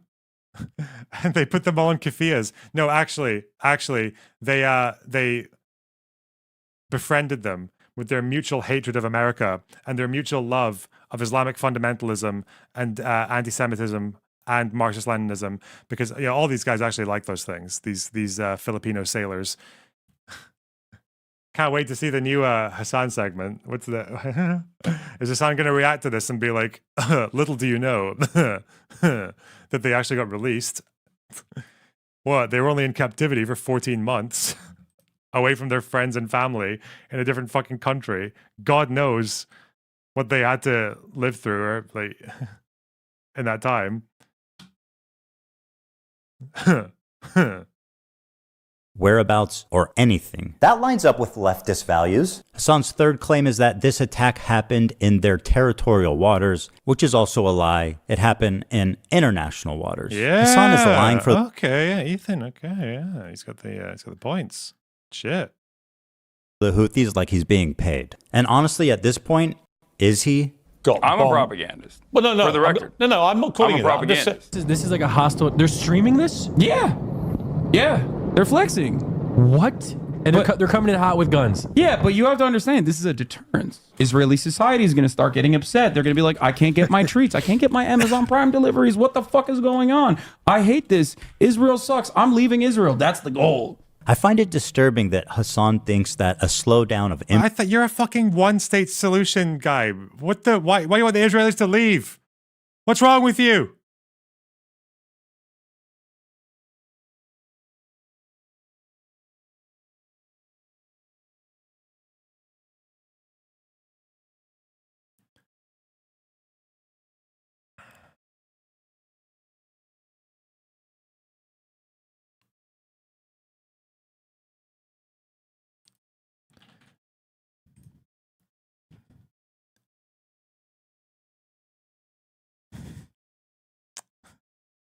Okay. So he's telling, he basically, he wants Israelis like Arabs and Jews to share the country together, but he also supports indiscriminate attacks on Israeli civilians and Israeli civilian life and the Israeli economy in a way that would actually get them all to leave. And he thinks it's actually the goal for the Israeli Jews to leave. I don't know where they would go exactly, like given that most of them have roots in countries that would probably not be very nice to them if they went back to them, like Iraq, Libya, Syria, Afghanistan, Lebanon, Yemen. Where do they go? What if, you really, all the Yemeni Jews, are they going to go to fucking Yemen? Is that, I think the Houthis would take them back? Bro! Imports is going to cause gold. I find it disturbing that Hasan thinks that a slowdown of imports is going to cause Jews to flee Israel. 80% of Israelis were born there and do not have citizenship anywhere else. Whoa. So where do you want them to go, Hasan? Back to Poland or back to the Arab countries they were forced out of? Israel sucks. I'm leaving Israel. That's the goal. By telling the Jews of Israel to go back where they came from, Hasan attempts to deny Jewish heritage. Yeah. You know what's so sad about it is that like this is the strategy that they've tried for like over 70 years, and it's never worked. It's never going to work because the circumstances that led to most Israeli Jews being in that country do not just put them in a position where they can be chased out. They'll tell you this, right? Was it Golda Meir? Golda Meir? I don't know how you say that name. Someone's like, oh yeah, they hate you, like they want to kill you, and it's like it's the Golda Meir line. We have one secret weapon. We have nowhere else to go. That's the Israeli secret weapon. Doesn't mean everything they do is justified. Actually means quite a lot of what they do is horrible. But the solution to that is not to get them to leave. It never is. Never going to work. Sorry. In the Middle East. It characterizes them not as indigenous, but as white colonizers. This is despite the fact that 60% of Jews in Israel are actually native to the Middle East. This is wild. So these guys did all of this, right? They did all of this. Is that their helicopter? Yeah. That looks like a legit helicopter. It is a legit helicopter. This is wild. So they take it over, and they tell the people in the ship, usually like mostly Filipino people, Filipino crews. Oh. And they're like, all right, well, we got no problems with you, but you're coming with us. We're taking over the ship. What an incredible way to... Fuck, I wish I had the proper video now. Why is he doing that? Why is he saying we've got no problems with you? Why is he editorializing? Is that what he said in Arabic? Sorry, we have Arabic speakers here. Did he say we've got no problems with you? Mostly Filipino people, Filipino crews. Oh. And they're like, all right, well, we got no problems with you. Is that what that means? We've got no problems with you. Listen, hey, we love you, okay? Listen, we're just like you. We also hate America and the Jews. I mean Zionists, and also have a very strange, uneasy friendship with Marxist-Leninists.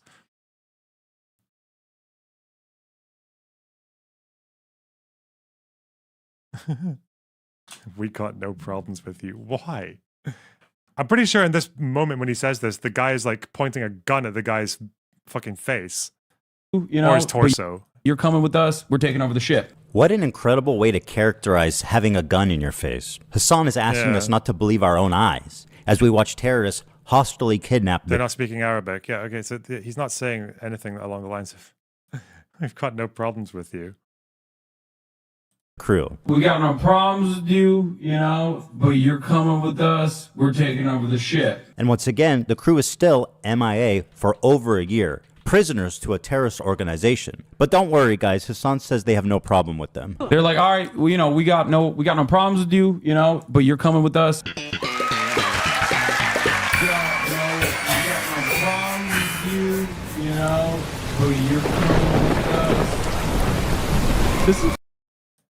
This video is so bad faith, man. The Al Jazeera source he showed for slavery in Yemen was not about the Houthi, but the Saudi-backed Yemeni government. Sorry. Maybe he did that. And again, I don't like people using headlines to back up their arguments because, reading the article is generally better. Do you deny that the Houthis engage in slavery, though? If these are your best examples, you're fucked. You're so fucked. You're so fucked.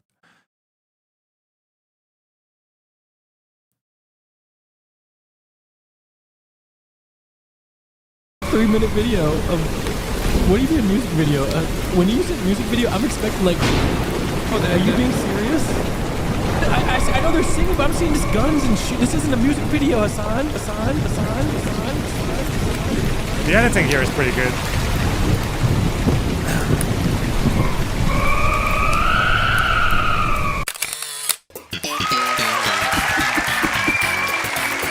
I bet Hasan's friend really appreciated being fed terrorist propaganda on camera. Let's see what he had to say. Because hell, even a couple days. The other headline he used was a Saudi-owned newspaper which evidence forced slavery by the Houthis was an unnamed source. So you are denying that the Houthis have engaged in slavery.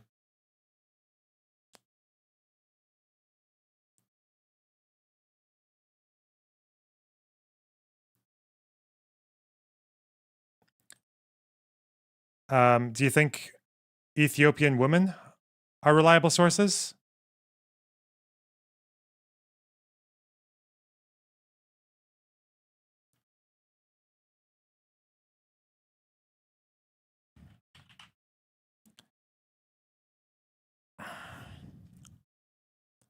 I think in their case it was sex trafficking.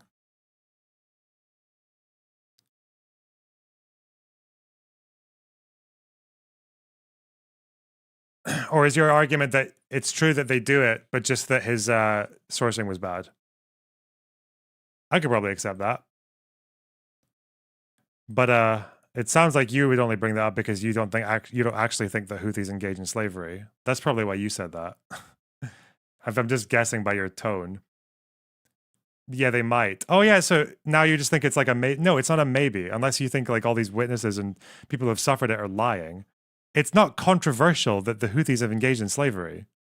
That's not a controversial fact. That's not a maybe, you fucking idiot. It's not a maybe.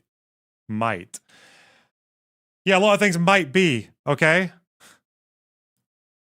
Your neighbor might be a pedo. Like, what? Days ago, I was hanging out with my buddy Hasan, and this guy unironically put a terrorist propaganda music video on and then left the room. Left the room. Yeah, and I was just like, and the thing is, like, in hindsight, it's hilarious, you know. But at the same time, I'm like, what is going on here? This is wild to me.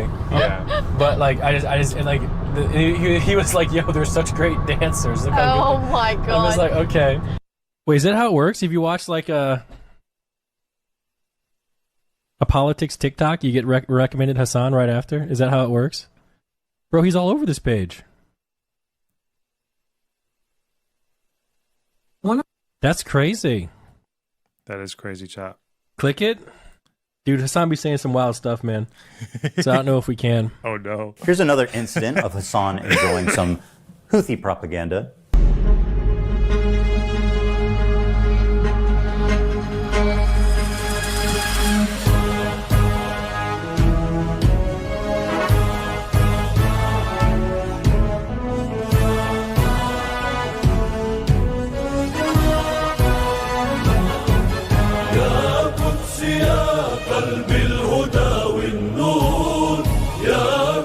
How can they not agree with the Houthis when this is the kind of music video that they're coming out with? They got a beautiful voice too. Yeah, Israel been real quiet since this drop, dude. The fucking mix. Funny, I thought the same. I thought the same when I was listening to the ISIS nasheeds. Yeah, you know, Al Kovu Sarim or whatever the fuck it's called. Yeah, that one that's in all the memes. Al Kovu Kovlu Savarim. Yeah, how could you not, eh? How can you not enjoy this beheading video when this shit's popping the fuck off? Anyway. Stay. Oh, Hasan, my sweet, naive friend. You say that Jews don't sing and dance like that? Then what the fuck do you call this?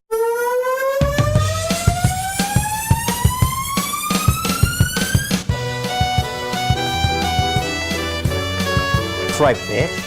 What the fuck you stepping on our shit?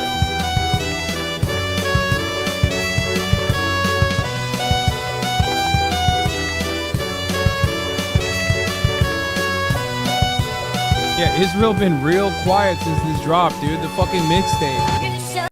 Bro, those Arab villagers, those Arab peasants who did nothing wrong, been real quiet since we heard this one.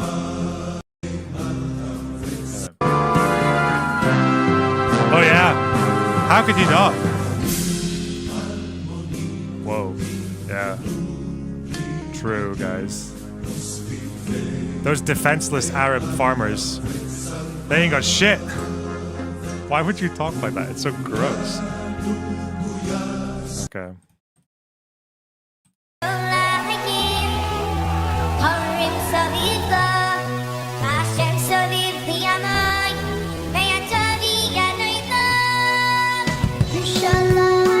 Got a beautiful voice too.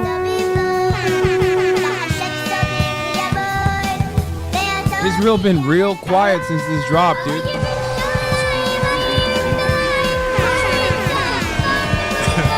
Israel been real quiet since this dropped, dude. Ladies and gentlemen, we got it.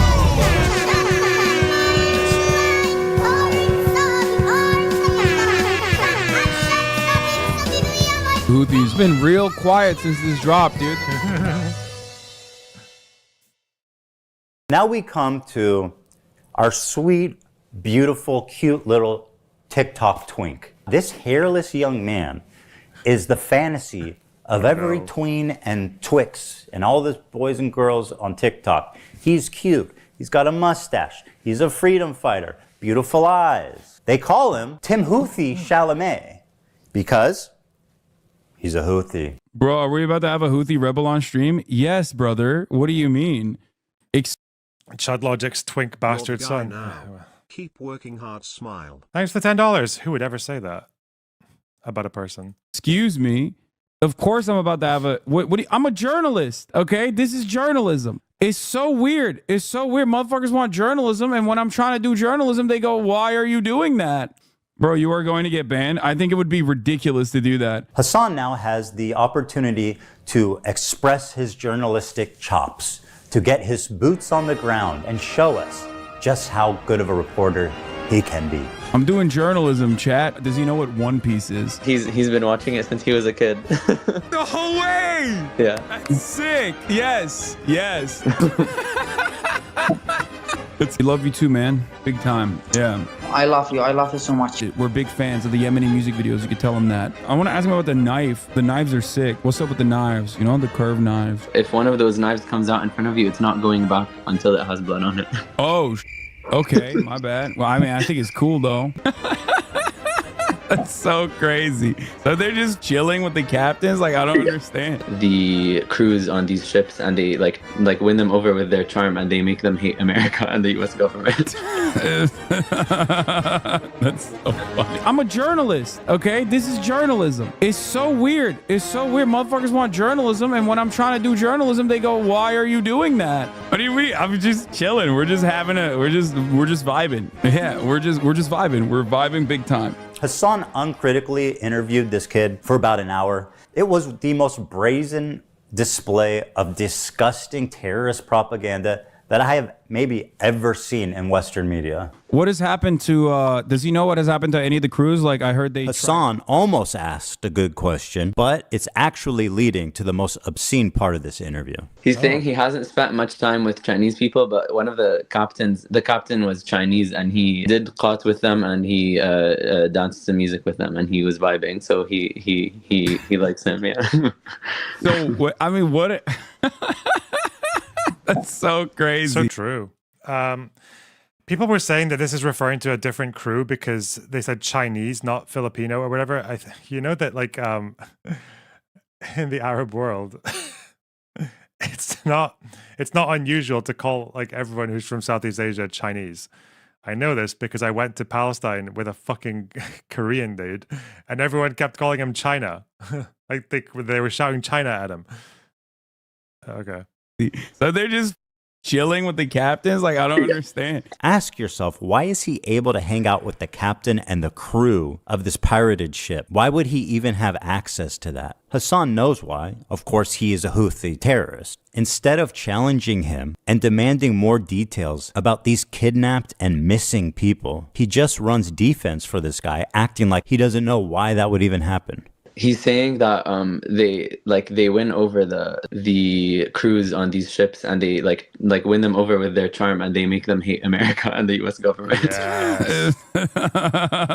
That's so funny. It is super funny, the idea of kidnapped crew members who are being forced, probably at gunpoint, to do some death to Americas and maybe some curse upon the Jews. And frankly, the callous disregard for the well-being of the literal hostages. Looks like a lot of fun, 14 months hanging around with these guys. And this is them when they've put you in a position where you're like good enough for a photograph, right?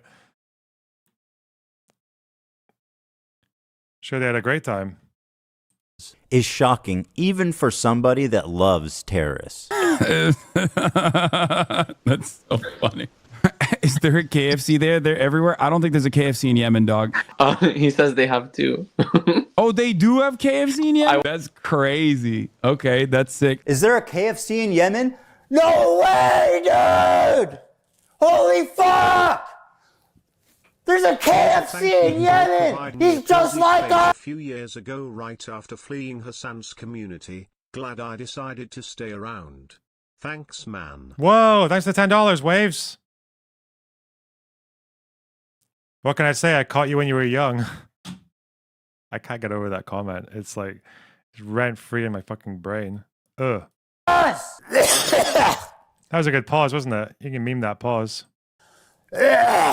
Does he know what One Piece is? What if he's been watching it since he was a kid. No way! Yeah. That's sick. Yes. That's fire. That's so fire. Oh my God. We think the Houthis, Ansar Allah, is doing what Luffy would do. You should tell him that. You guys all remember Luffy's flag, right? Now, I'm only halfway through that show, so maybe I just haven't come to it yet. But I do not remember Luffy's flag looking like this. Ooh. Predictably, there was some blowback after this ISIS. interview, and Hasan went immediately into damage control to rewrite history. He said that he was just simply a Yemeni person and not a Houthi. Yeah, I mean, we don't even I know. don't think he ever actually said I'm not a Houthi, by the way. I think he just said that I'm just a Yemeni teenager. If he's a Houthi or not. He's a teenager in Yemen. The dude is neither a Houthi, nor a terrorist, nor a pirate, is not a Houthi rebel. And the problem here is like, I think he had a conversation. I feel like he had a conversation with someone at Twitch and it was like, okay, fuck, I need to, okay, I know I introduced him as a Houthi. I know I never really got a categorically clear answer about whether or not he was a Houthi. He kind of dodged it, actually. I know he drops a lot of fucking Easter eggs around the internet to imply that very strongly that he's a Houthi. So, listen, I'm Hasan Piker. Okay, excuse me. Oh, light bulb. I'm Hasan Piker. I can just tell these. I caught them when they were young. I can just tell them he's not a Houthi. No, they're gonna give a fuck. They don't have object permanence. My audience caught them when they were young. Fucking call him a Houthi either. You want to know why? Because them before they have a big enough vocabulary to start going watching fucking Yugopnik and Hakim talking about the Molotov-Ribbentrop Pact. He's not one. He's not a Houthi himself. He's not a pirate, but I don't think he's not a pirate. He has reiterated the position that he is not a Houthi. Trust me, bro, I'm not Houthi. Be for real. You sucked him off the entire stream. Not even a Houthi militant or anything like that. When I interviewed the dude who they still to this day call a Houthi terrorist. Tim Houthi's not even a fucking Houthi. I thought he wasn't a Houthi because he's not. No, he was just some fucking Yemeni TikToker. Random fucking Yemeni teenager. Didn't you brand it as him being a Houthi interview though? Bro, are we about to have a Houthi rebel on stream? Yes, brother. What do you mean? All right, let's just take Hasan's word for it and assume, okay, this kid is not a Houthi rebel. He's just some ordinary Yemen teenager. Let's go ahead and take a look at his social media and see if that lines up. All right, let's see here. Tel Aviv will burn in the coming hours. Ready for sacrifice and eager for martyrdom. Maybe he's talking about football? Here he is singing a song with the words, "Do you threaten us with what we are waiting for, son of a Jew?" The meaning of Houthi is a title, and it's not something to fear, but for the Jews. They are very afraid of this title. The execution we will carry out on all Zionists, with the lovely depiction of a man impaled through his asshole and out of his mouth with a pike, or how Hasan likes to say it, a pike for a cut. Okay, why would he retweet this article called "Houthis Use Social Media to Boost Global Prominence and Support"? Israel falls. Wait for the new operation in Tel Aviv. The Jaffa drone, which no Israeli defense can stop. The ships we bombed and sank. I know the red arrow is supposed to be a cool military Hamas thing. Oh, I love it. He's got the little propaganda thing. for their technology. The ships we bombed and sank. I know the Red Arrow's supposed to be a cool military Hamas thing. This is a butt plug. Just saying. To every Zionist, I will put... The Shiites use the black standard or modern jihadist flags. I think the black flag, I've only ever seen it used by Sunni groups. It's not just ISIS, though. There are quite a few that use it. Thank you for keeping the focus consistent and continuing to make this content. You've been a favorite streamer for almost a year for us, and we appreciate you. Great to see you back after a deserved break. Thanks for the $20, Savannah. I really appreciate that. Oh, just so you guys know, this is not break over, okay? I'm probably not going to be regular streaming again for a little longer. This is just, I just want to rear my head every now and then because there's like some stuff that's just I really like talking about, like this. And also because I would kind of like to remind you guys that I'm not dead. And also, I actually like streaming, you know? I still need time away. We're not back to your regular screenings. Your regular schedule, but don't worry, okay? I'm just saying, it's like this is probably like quite easily the most stressful one of the most stressful periods of my life right now. So,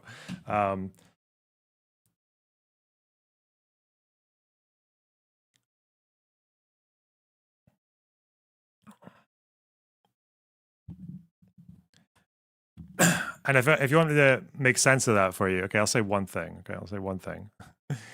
It's like the kind of, imagine you're in a period where the least stressful thing that's happening to you is getting your fucking sexting leaked. Okay, that's kind of where we are right now. Okay.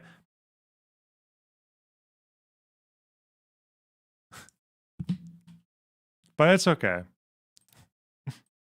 It's all good.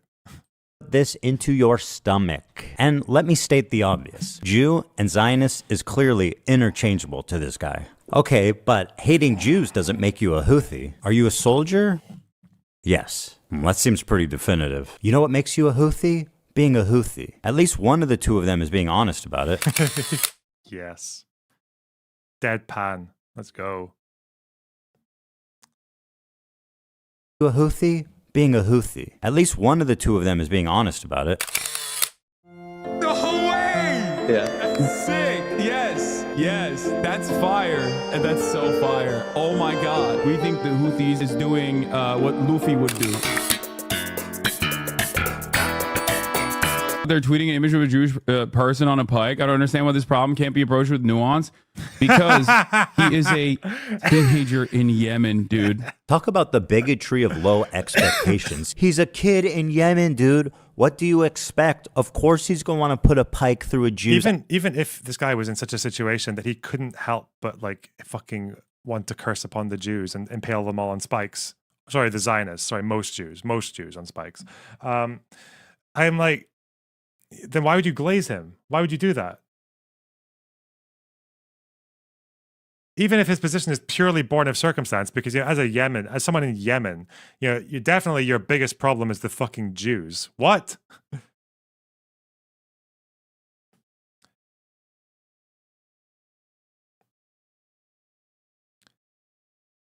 The fact that you've got like Saudi bombing the shit out of them and blockading them and causing a famine and shit, and you're like, okay, who do we hate? America? Yeah, definitely America. We hate Israel. And who else? Well, there are Saudis bombing the fuck out of us. Who do we curse? Oh, Jews. Yeah, Jews.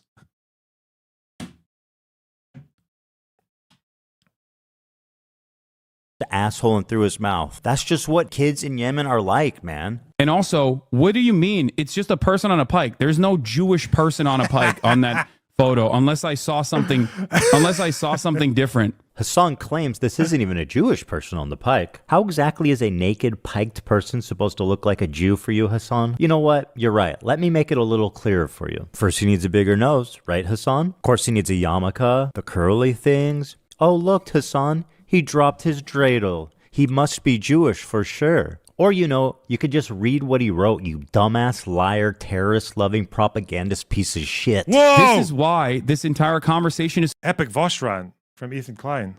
It's fucking idiotic. It's not a Jewish person. He said, this is, I think if we're... Why am I held accountable for some random fucking 19-year-old in Yemen's tweets. What is happening? How many steps removed are we from the... We're no steps removed. You glazed the fuck out of him. You made him a thing. Yeah, you made him you signal boosted him. Yeah, you're held accountable for yourself and the way you treated him. You gave him a puff piece, and you continue to literally alter fucking facts about the Houthis' actions to defend this guy. Why am I held accountable for this guy that I'm signal boosting and glazing and covering for and lying about reality to defend? Why would he ever hold me accountable for this guy? Like, how many steps? Fuck off. I love it that he's like trying to fumble over something and he just gets like fucking man baby. This fucking idiotic. Oh, look, Hasan, he dropped his dreidel. He must be Jewish for sure. Or, you know, you could just read what he wrote, you dumbass, liar, terrorist-loving, propagandist piece of shit. This is why this entire conversation is fucking idiotic. It's not a Jewish person. He said, this is, I think if we're... Why am I held accountable for some random fucking 19-year-old in Yemen's tweets? What is happening? How many steps removed are we from this situation? 0? I mean, you platformed him. Do you not remember? Did the check not clear something? When faced with fair criticism for I love that his first instinct was to defend the Zionists getting impaled on spikes. And he's like, okay, whoa, this is, okay. This is really difficult. Okay. All right. Well, okay. Stay with me, chat. Stay with me. Okay. Not all hey, not all Zionists are Jews. The guy in the spike is not discernibly a Jew, and it's not even like you could consider the material reality of the. Wait, it's not even my tweet. It's just a tweet from a guy that I uncritically support. Like watching that thought process in real time is just, it's like poetic. Let's kind of watch that again, please. For some conversation, liar, terrorist-loving, propagandist piece. Like the reflexive justification, and then the there's a light bulb in his head. It's like, wait, this isn't you, Hasan. This is shit. This is why this entire conversation is fucking idiotic. It's not a Jewish person. He said, this is, I think if we're... Why am I held accountable for some random fucking 19-year-old in Yemen's tweets? What is... one more time for the boys. I just want to... It's like, I can see the cog turning, and then there's a click, and there's like, bro, what the fuck are you doing? It's a fucking Zionist getting impaled on a spike. You're a one-state solution reconciliation, supposedly, South Africa analogy maker. Stop. This is why this entire conversation is fucking idiotic. It's not a Jewish person. He said, this is, I think if we're... Why am I held accountable for some random fucking 19-year-old in Yemen's tweets? What is happening? I've got everything I could get from it. Okay. Maybe I just... come on, just... Jewish person. He said, this is, I think if we're... Why am I held accountable for some random fucking 19-year-old in Yemen's tweets? What is happening? How many steps removed are we from this situation? 0? I mean, you platformed him. Do you not remember? Did the check not clear something? When faced with fair criticism for his coverage of the Houthi Luffy, he has a total meltdown. I fucking despise all of you, dude. I do. I really do. I hate all of you. You successfully got me to talk about this. He should have just stopped at why am I held accountable. That would have been a good meme. And my patience is like... My patience is running thin on this matter. The endless selfishness, the untapped well of American selfishness and American individualism is in full display. How is this the conversation?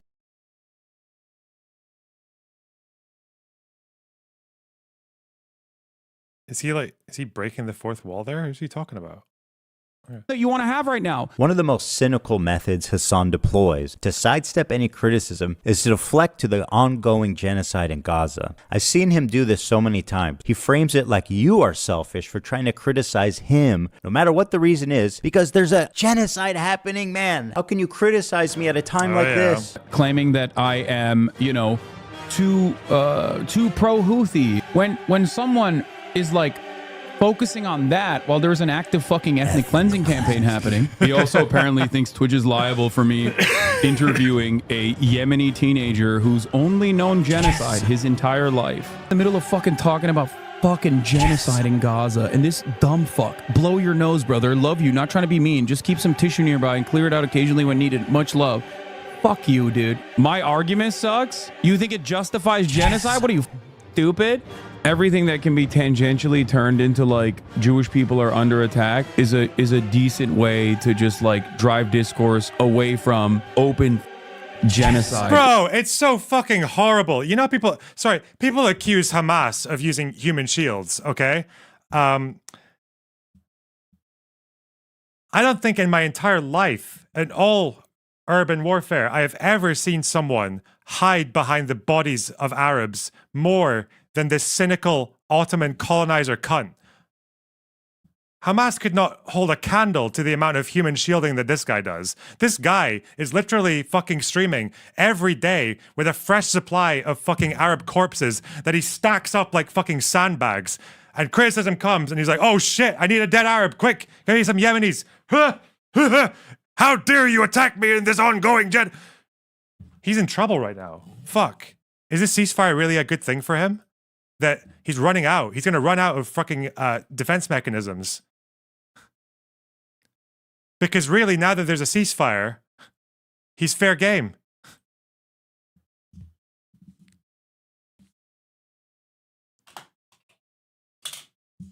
He's fair game now. He's going to have to volunteer to clear up the rubble so he can get as many of the fucking remaining corpses as he possibly can to just throw up as a fresh supply. Until the next insane fucking terrorist action happens that results in another war that he justifies.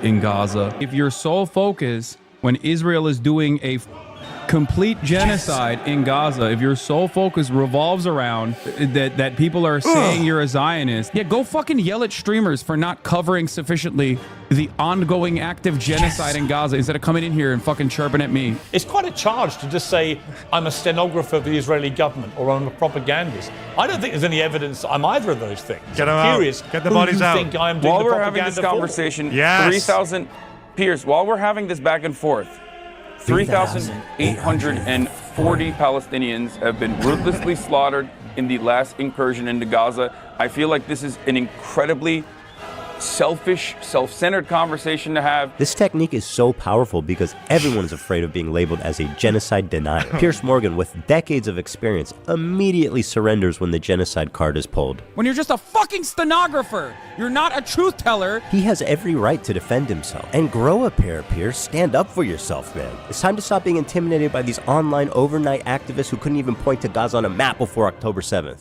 Like Hasan, for example. Doesn't know where Yemen is? Okay, I'm gonna click close. I'm closing it. I'm closing it. I think nope.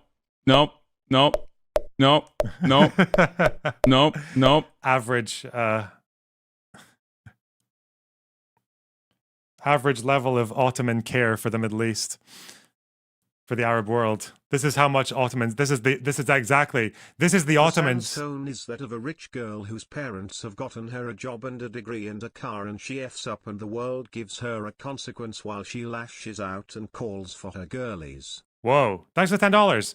This is the Ottomans as they're drawing up the fucking sanjaks, like and the vilayets, drawing up the regions. This is how much of a shit they gave. Oh my God! Why is it so unstable over here?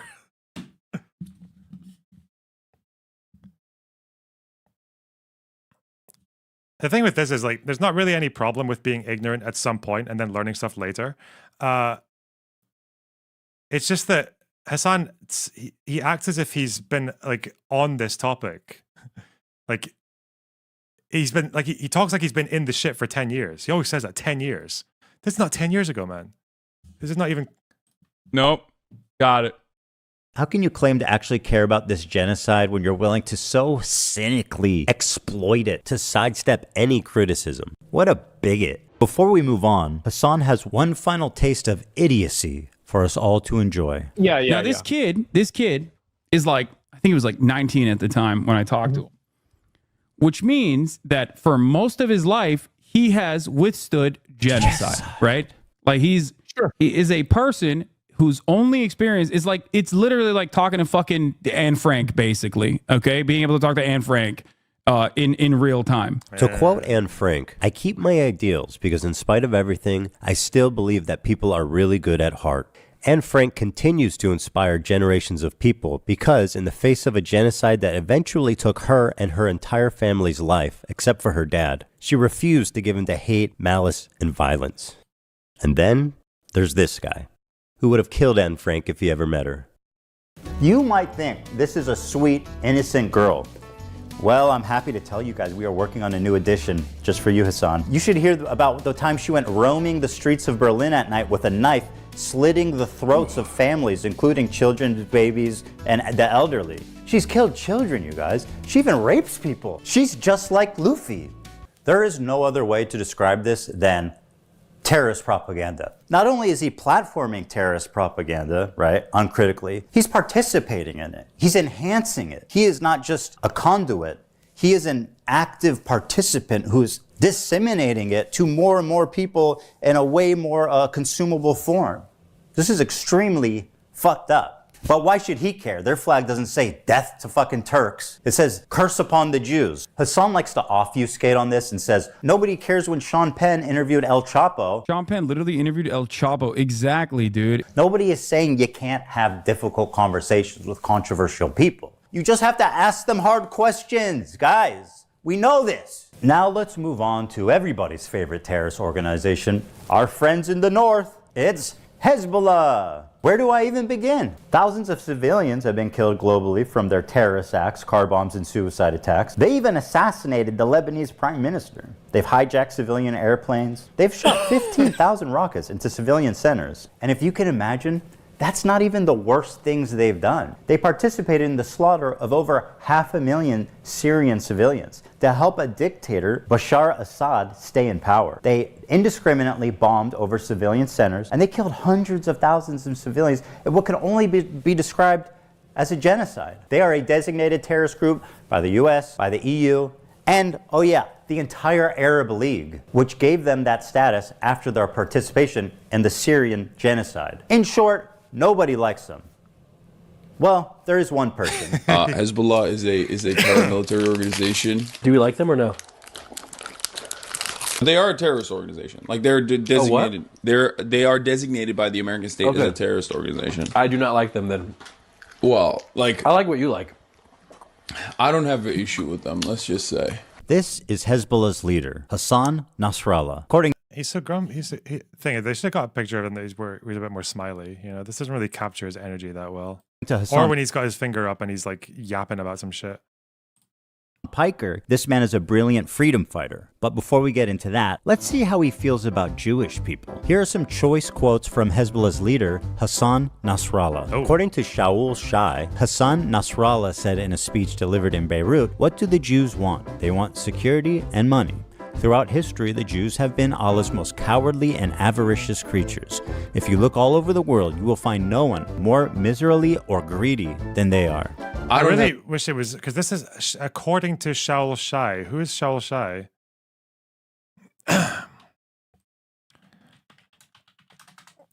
I know in recent years, he's an Israeli military historian. The problem with so many of these people, like for some reason, like academics or writers in the Middle East, like they really seem to be quite lazy. Like they really scrimp when it comes to sourcing their claims and like footnoting and things like that. And it happens with in all parts. When I look for Nasrallah being openly like anti-Semitic, like stereotypically anti-Semitic, I feel like he doesn't do it that often, and he's obviously very tactical because people like Nasrallah and leaders of Hamas know this as well. It's like they know that they have friends in the Western left, and they know they've had these friends for a long time, so they know how to shut the fuck up like when they need to. But look up the speech on Al-Manar directly and said, "Yeah, don't worry, Alice. I'm just gonna go watch an Al-Manar TV segment from 28th of September 2001 with my access to the Al-Manar TV archives and the fact that I can speak Arabic, and the fact that I can subtitle it. Yeah, just give me a minute. Just give me a quick moment. All over the world, you will find no one more miserly or greedy than they are. I don't have. I imagine it probably just doesn't exist online. Search it in memory. I've looked. Okay. You're wrong. It's in their manifesto. What? Their fucking open letter from 1985.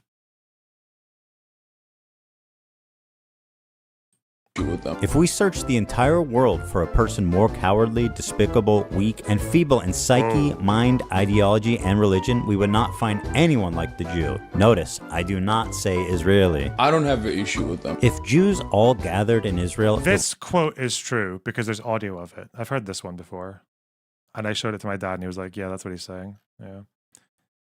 And then he also follows up with like... Yeah, but that's just them like hyping him up. He's like, it's just hype. It's just how he talks.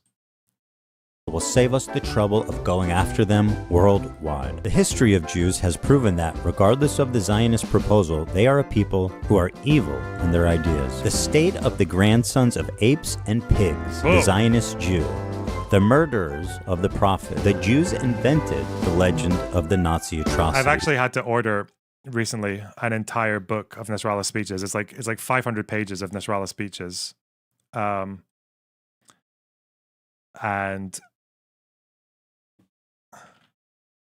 so I will get answers, okay? And I think they're mostly from back in the day as well. So we will have answers, okay? It's happening. I don't have an issue with them. I can't believe I'm calling Nasrallah base. I mean, listen.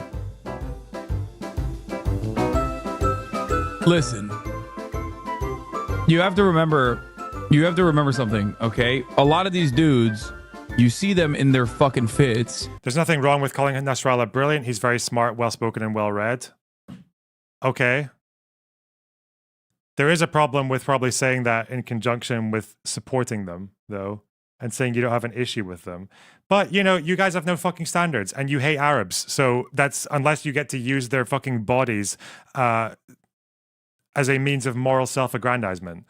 Like, to say you don't have an issue with Hezbollah after what they did in Syria, where they killed more fucking Arabs than any, like, Israeli army could ever possibly reach. Yeah, there's probably a problem with that. But I guess you guys don't give a fuck. Yeah. And you hear about, like, some of their attitudes about, like, gay people, for example, and you immediately fucking resort to Orientalist perspectives, not realizing that these motherfuckers are better read than you by a million. Also, you would never use this. Like, how many people are well-read who are shit? Lots of people do horrible things but are well-read. Like, well-read is not a defense. David Irving is well-read, okay?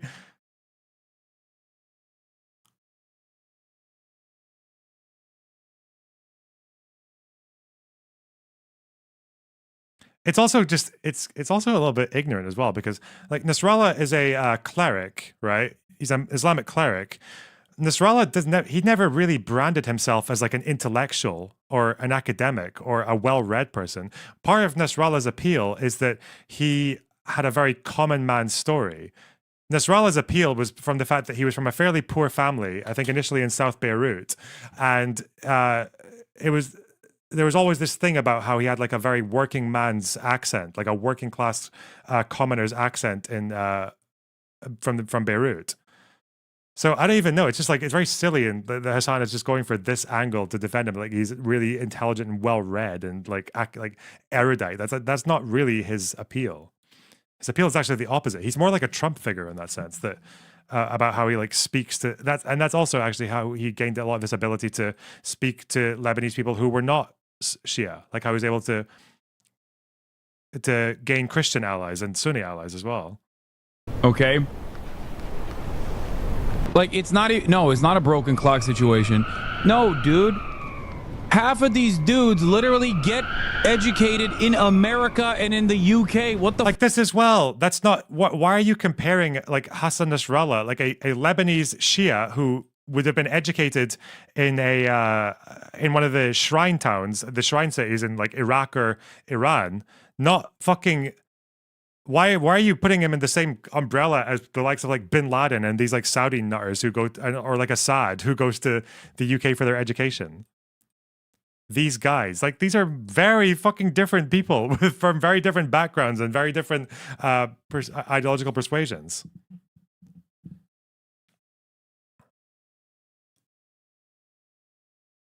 Like, what the fuck is this? Like, what, the experiences of Sunni extremists and, or like Wahhabists or secular dictators versus like a Shiite cleric from Lebanon. It's so stupid. But these are all the same to him because, again, it's the Ottoman colonizer coming out of him again. Fuck are you guys talking about? The more you learn, this is why it's Orientalist. To literally ironically, after he's just said like two of the most Orientalist things you could say in response to people talking about Nasrallah. Look at these dudes and go, oh no, they're fucking barbaric baboons, and like sometimes they get this shit right. No, dude, he knows. It's crazy. He's read more books than you could ever imagine. Knowledge. And also, ultimately, he is regarded as a pretty... What books? Like, what's his field? I know he's a Shia cleric. That was his thing.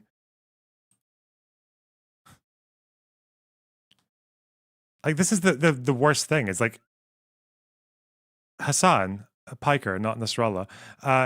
Hasan doesn't know anything about this person that he's praising. He doesn't know anything about Nasrallah's background, about what he did, about where he was educated, about how he came to power. He doesn't care about any of it. It's just, all he sees is just a fucking like mouthy dude who sounds cool, I guess, and shits on Israel. And that's all he is. He's just viewed through the lens of Israel. He doesn't really have any interest in in anything about Nasrallah as a person or as an ideologue or a speaker or a political figure.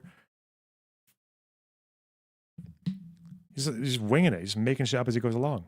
Pretty brilliant a person in terms of like everything that he's done. You might not agree with his methods. You might not agree with his attitude overall in terms of like his social, well, like murdering your political opponents and then just calling them Israeli afterwards. Or going to Syria and murdering civilians over there and calling them Israeli as well. You notice that that's what they do. It's a very, whenever you look at Hezbollah, like talking about any fucking enemy they have, they always like to link them back to Israel. They did it when they won that battle against ISIS on the border. They were like, this is a win against Zionism. Fuck me. Opinions on civil liberties and shit like that.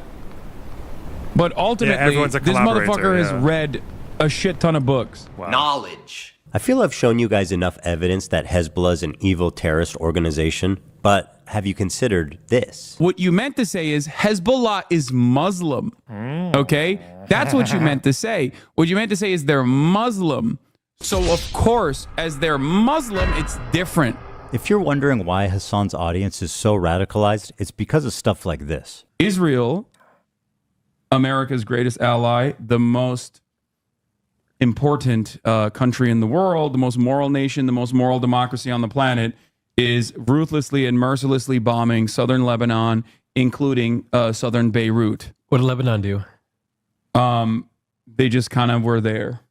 They happen to be Israel's neighbor. You're kidding. Yeah. I don't remember this clip. I don't think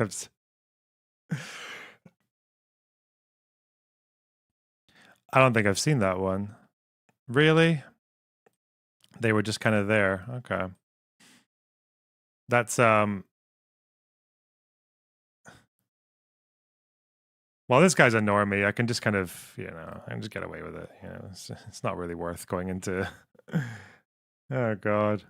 Yeah. Even as someone who's critical of Israel, this retelling is fucking insane. They just kind of were there. Hezbollah started launching rockets into Israel hours after the October 7th raid began. They launched 12,000 rockets, killed nearly 100 people, including 12 children. You see, he's not even a smart propagandist. Like, you could, oh God, why wouldn't you say that, like, there are a few ways you could go about it. You could go to level 1. You could go to dipshit propagandists and just say, they fired at Israel because they wanted to take the pressure off of the genocide in Gaza. And they said, if you stop in Gaza, we'll stop in the north. So, yeah, good. And actually, most of the Israelis that they killed were soldiers, right? Depending on which part of the time frame it was. So you could say that, okay? Or you could do the level 2 propaganda and you say, well, where was the first place that Hezbollah fired on? Was it Israel? It's like, no, they fired at Sheba. They fired the Sheba Farms, which is in the occupied Golan Heights, which actually there's a very strong case that the Sheba Farms should be part of Lebanon because of the people who used that land over the last 100 years. So really, so Hezbollah is not allowed to attack IDF bases, military bases in military occupied territory that has a much better justification of being part of Lebanon than it does of being Israel.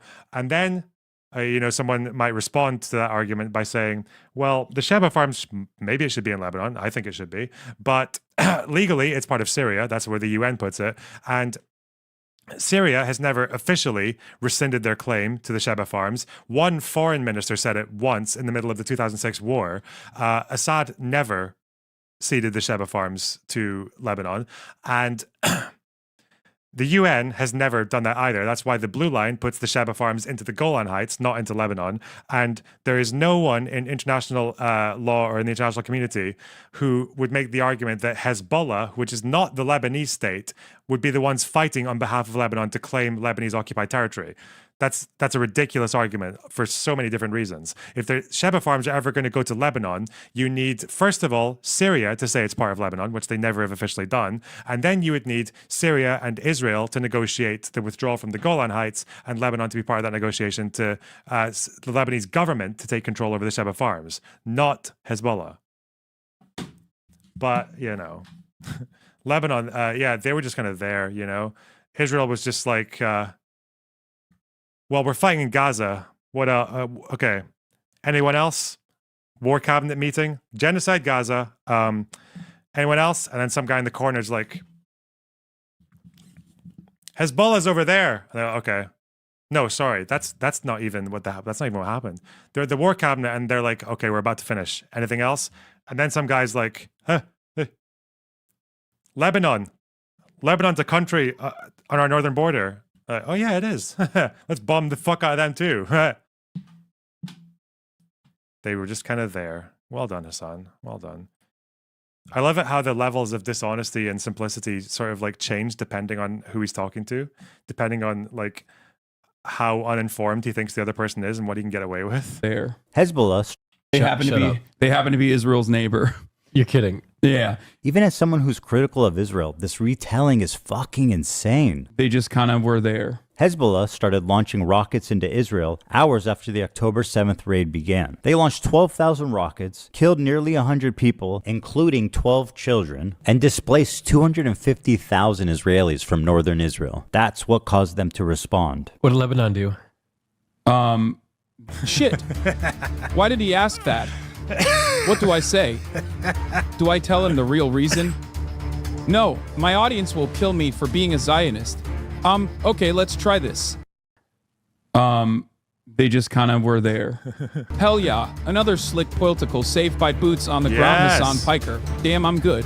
Even as a pro-Palestine activist, how does lying about this serve your agenda? All it does is further radicalize people. It removes any nuance, and it avoids any criticism for his team. And this is what continues to drive this conflict on forever. Hasan is dedicated to pleasing his radical audience, even at the price of knowingly lying to them for TikTok and Twitter likes. I'm a propagandist. Or he's being paid, which, we can't rule out. What a pathetic propagandist piece of shit liar he is. Oh my God, blowout. Let's move to Hamas, the catalyst for this entire thing.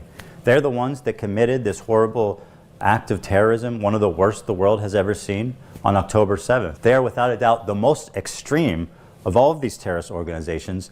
They are Islamic jihadists that want to convert all of Israel into an Islamic state under Sharia law. That's their stated goal. Hamas has been on the designated terrorist group pretty much as long as there's been a group. These guys have been suicide bombing civilians before ISIS leaders were even born. They fired 50,000 rockets into civilian populations and performed over 100 suicide bombings, killing thousands of civilians. Women are restricted from participating in the workplace and public life. Homosexuality is outlawed, and in some cases, of course, punishable by death. They steal foreign aid from the people of Gaza and repurpose it for military use, or they just sell it back to them. For example, why are all the Hamas leaders billionaires? And let's be real, these guys clearly are not skipping any meals. While the people of Gaza... I think this guy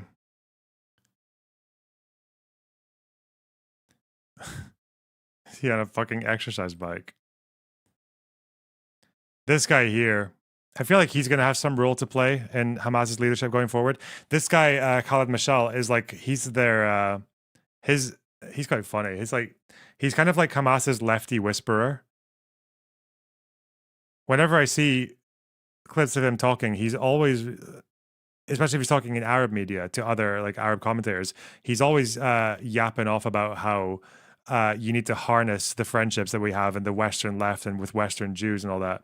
Is he moderate? No, he's not fucking moderate, but he is very mindful, I think, more than other Hamas people. Like, he talks a lot about speaking the language of the Western left. Like, he's like he's the lefty whisperer. He is the guy who was in Hania's position, the head of the Politburo, when the 2017 charter came out. He was the guy behind that, where they basically reframe Hamas's position as not so much a religious war, but one of human rights, and where they get rid of all the references to Jews and switch it to Zionists and things like that. So that's kind of like his role, is to make themselves more palatable to a Western audience whilst maintaining all the same goals. Because the 2017 charter has all the same goals as the first one. None of that changes. It's just the rhetoric is a bit different. It's massaged. And let's be real, these guys clearly are not skipping any meals. While the people of Gaza languish in poverty, these fine gentlemen are living in multi-million-dollar penthouses in Qatar. That lines up with leftist values. Yeah. Or, well, they were billionaires. Because they're all dead. Yeah. They killed it all. They're all dead. Hamas is a bunch of psychopathic terrorists of the worst order. And nobody would be crazy enough to defend them. No, is this Hassan again? Hassan defended Hamas? Seriously? Okay. We had to make last-minute changes to this part to prevent it from being age-restricted on YouTube. I cut out the footage from Hamas, and I will attempt to narrate it for you as best I can. In this scene, an older woman is walking hand in hand with a girl who looks about 12. And as they're getting in the back of the van, one of the terrorists gives them a wave goodbye and says goodbye to them in English. Goodbye. And the two of them smiling wave back. Oh, wait, there's no way Hasan fell for this. There's no way. I don't remember. He really fell for the smiling Israeli girls when they're being filmed with guys with fucking guns, their captors looking at them and staring at them as they're about to be released. And we think that they're acting in a sincere, natural, unprompted way. What? Let's see. No way. No. And the two of them smiling wave back. That's crazy, dog. Dude. Okay, that's crazy. That's crazy. That actually, okay, that's too much. Obviously, That's the too chat much. is like, that's funny, best friends. Like, what did it say there? Look at the difference, how they treat them. Yeah. Crazy.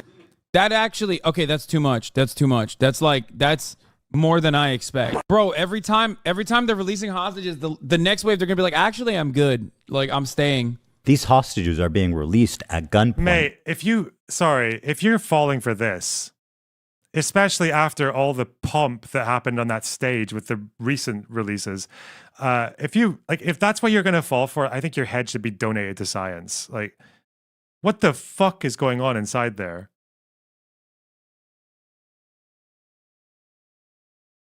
Ugh.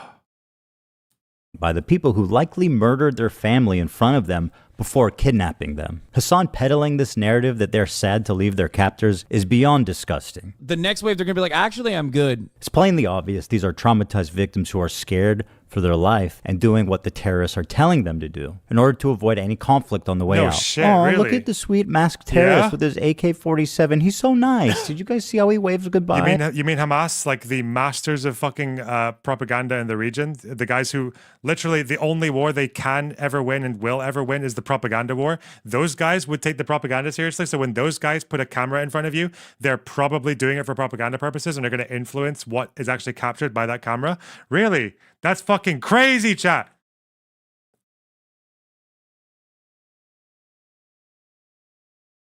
Dude, okay, I'm gonna be honest. This is some crazy PR. They look traumatized as fuck. Wait, what? Bro, they look like they're chilling. This girl who had her foot blasted off on October 7th and then operated on without anesthesia or painkillers is so sorry to say goodbye to her captors. She's gonna miss their hospitality, like being raped and being watched showering and changing. The next week they're gonna be like, actually, I'm good. Like, I'm staying. It's so obvious the terrorists are telling them what to do. Ethan, how can you say that? They look so happy. Keep waving. These morons forgot to cut out this part. Yes, that's a terrorist giving them an order to keep waving. And she does. See how fast she reacts? Totally not a fearful victim of terrorism. Someone in chat saying better healthcare under Hamas How than fast under she Likud. reacts? Really? Oh god. Pretty sure then, yeah, like the Israeli healthcare system is like pretty decent, I thought, but okay.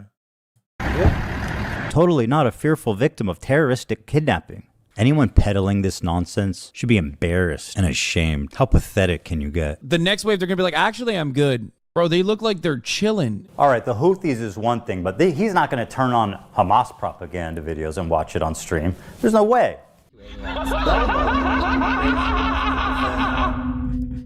Okay, it's getting hard to defend him.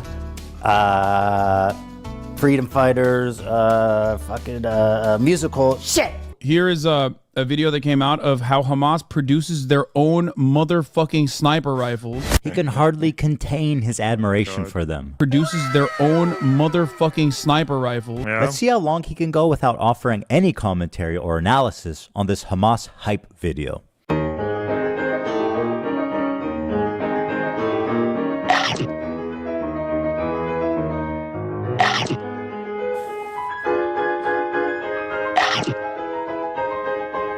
Is that COD?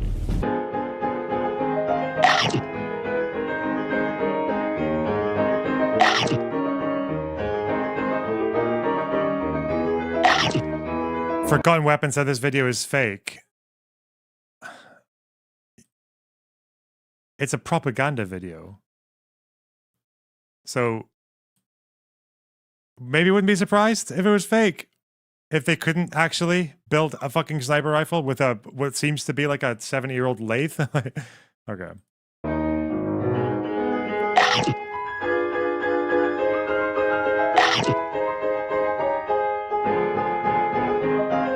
One minute, 36 seconds. Nice. He's taken his time to analyze and think. I expect nothing less from a journalist such as Hasan. Quiet, everybody. He's about to speak. He's gonna talk. That's crazy. He's done it again. We love you. I did watch the video, yeah. Like it does look like it seems quite convincing that what they were doing was just like assembling Iranian sniper rifles, using mostly like the main parts that they got were from Iran. We will continue killing your soldiers by our locally manufactured snipers. Wow, there's a little message for the Americans out there as well.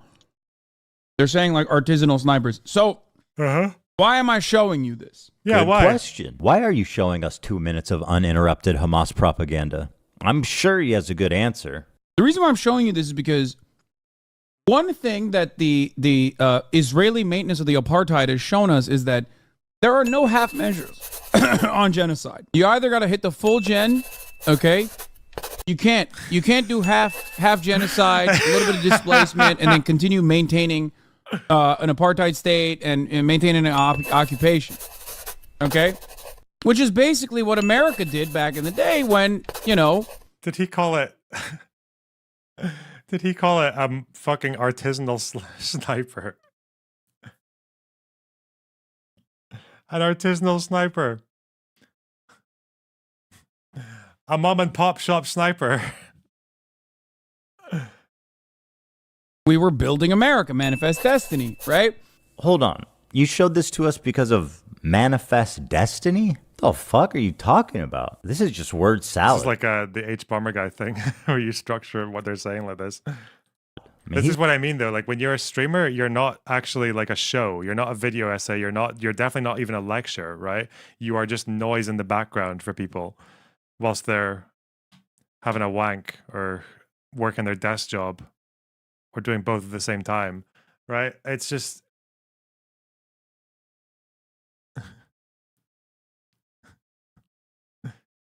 He's really saying nothing here, so he has no good reason. Got it. Okay, fine. He likes Hamas, he watches their propaganda, but he's not going to deny the violent rapes that took place. That is way beyond the pale. There is one instance in captivity that we have actually gotten verifiable evidence on. Beyond that, by verifiable evidence here, at this point, he meant a survivor talking, but he doesn't count witness statements. Even what the UN termed credible witness statements, you can look at the report, they say it multiple times, that's not valid to him. Watch the Denims clip on this. On what? The rapes? Or...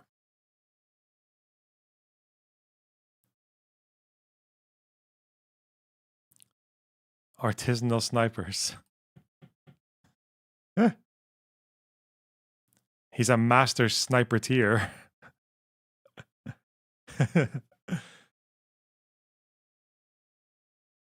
Is a woman who builds sniper rifles a sniperess? Systematized mass rapes that Hamas dealt on October 7, not a single bit of that has been verified.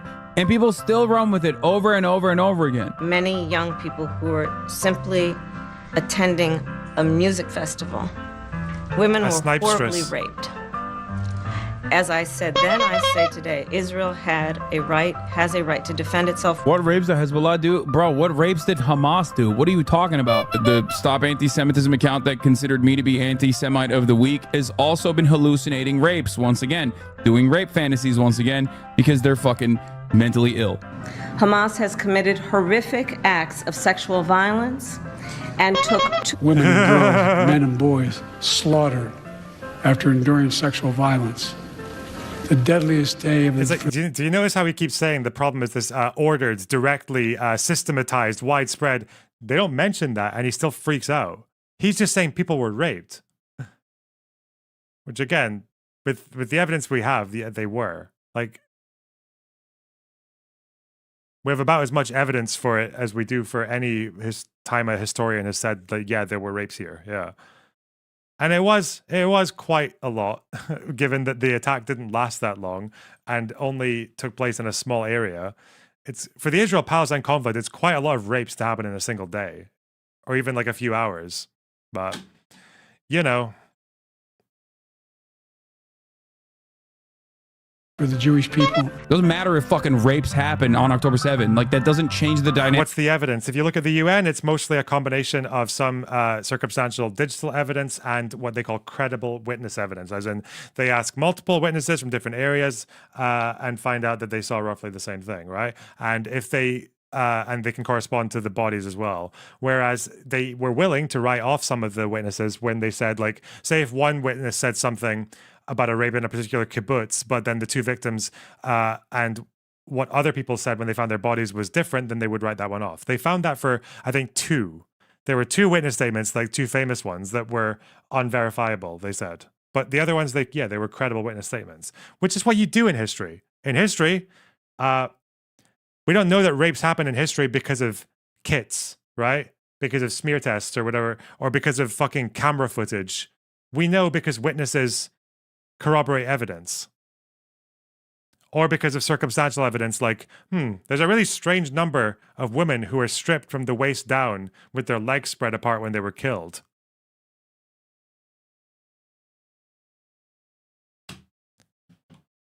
For me, even this much.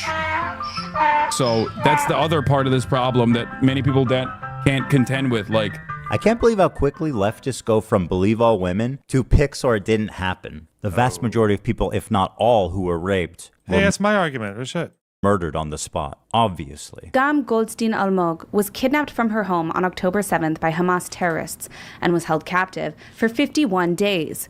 Though only 17 years old, she witnessed the murder of her father and sister on that day and is now speaking out about what she witnessed in Gaza as well in a new documentary by Sheryl Sandberg, Screams Before Silence. In new footage, Agam reveals that sexual assault and rape was a regular component of the life as a hostage in Gaza. Doesn't matter if fucking rapes happen on October 7th. Hasan, maybe you would like to call her a liar. Please, go right ahead. Doesn't matter if fucking rapes happen on October 7th. There are dozens of testimonies from witnesses, most of who were in hiding and heard or saw it happen. And each week, there's more stories coming out. There's a UN report that concludes it happened. Doesn't matter. But Hasan needs a rape kit from a mutilated body. It's so vile to deny the suffering and trauma of the victims just because you need your heroes at Hamas to be perfect. This conflict will never end until people realize that Palestinian liberation and Israeli security are not mutually exclusive. Whoa! You need both. And it can be done, but not while people like Hasan lie, propagandize, and incite hate. It's people like him, ironically, that prolong the conflict. What is this Denims clip you guys keep on talking about? I can't see it. I never saw it on my feed. I haven't seen people reference it on Twitter. What is this clip? Do I need to watch this clip?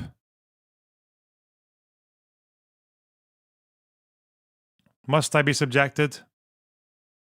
She had a lot of viewers when this nuke came out.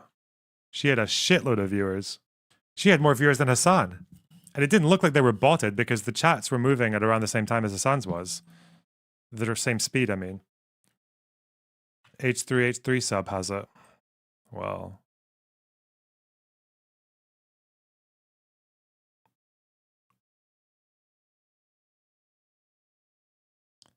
Let me see.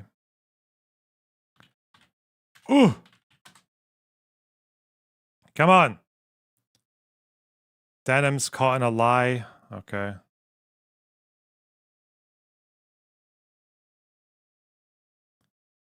Denim's chose Destiny as a love interest on a dating show. Okay.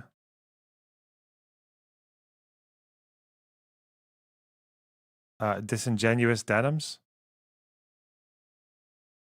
Cope session. Shits on Ethan for using Wikipedia but then uses it herself. Says she only believes women who come forward with sexual abuse. Oh, is this like witnesses? Okay. All right, this is our shitting on witness statements. This is what we're looking at.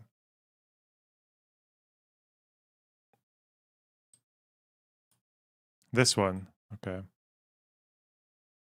Historian here, like you say, we use eyewitness records that were written later because in the majority of cases it's the only thing left. With luck, you have archaeological evidence, but not always. Wow, that's crazy. Wow! My chat agrees with me. That's fucking mental. What?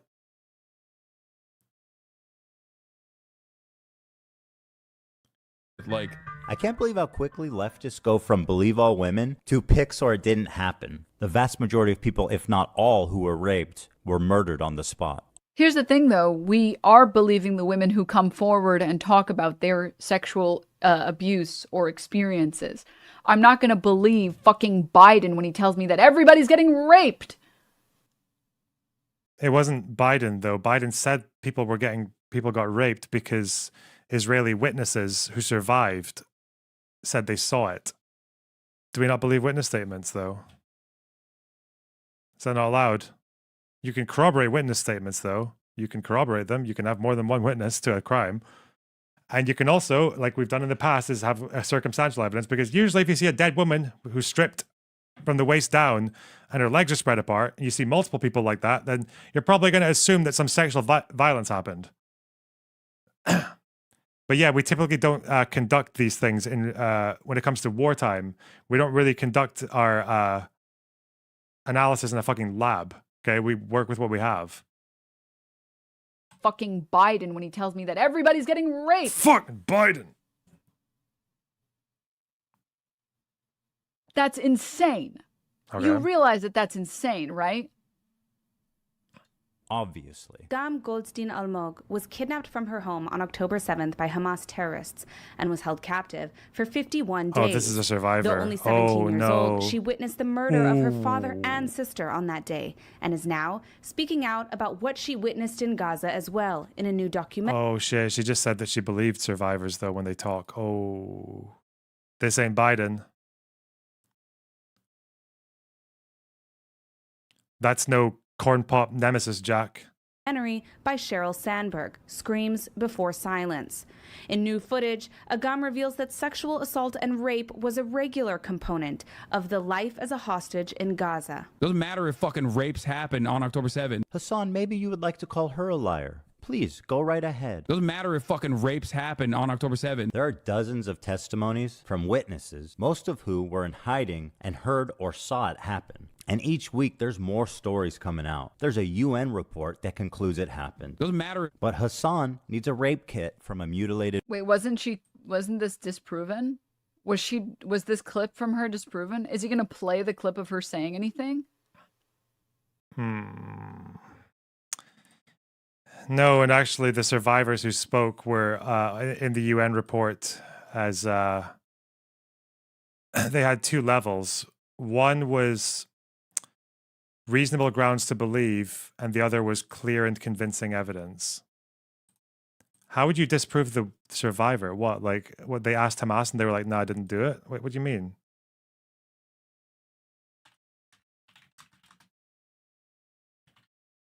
With respect to hostages, the mission team found clear and convincing information that some have been subjected to various forms of conflict-related sexual violence, including rape and sexualized torture, and sexualized, cruel, inhuman, and degrading treatment.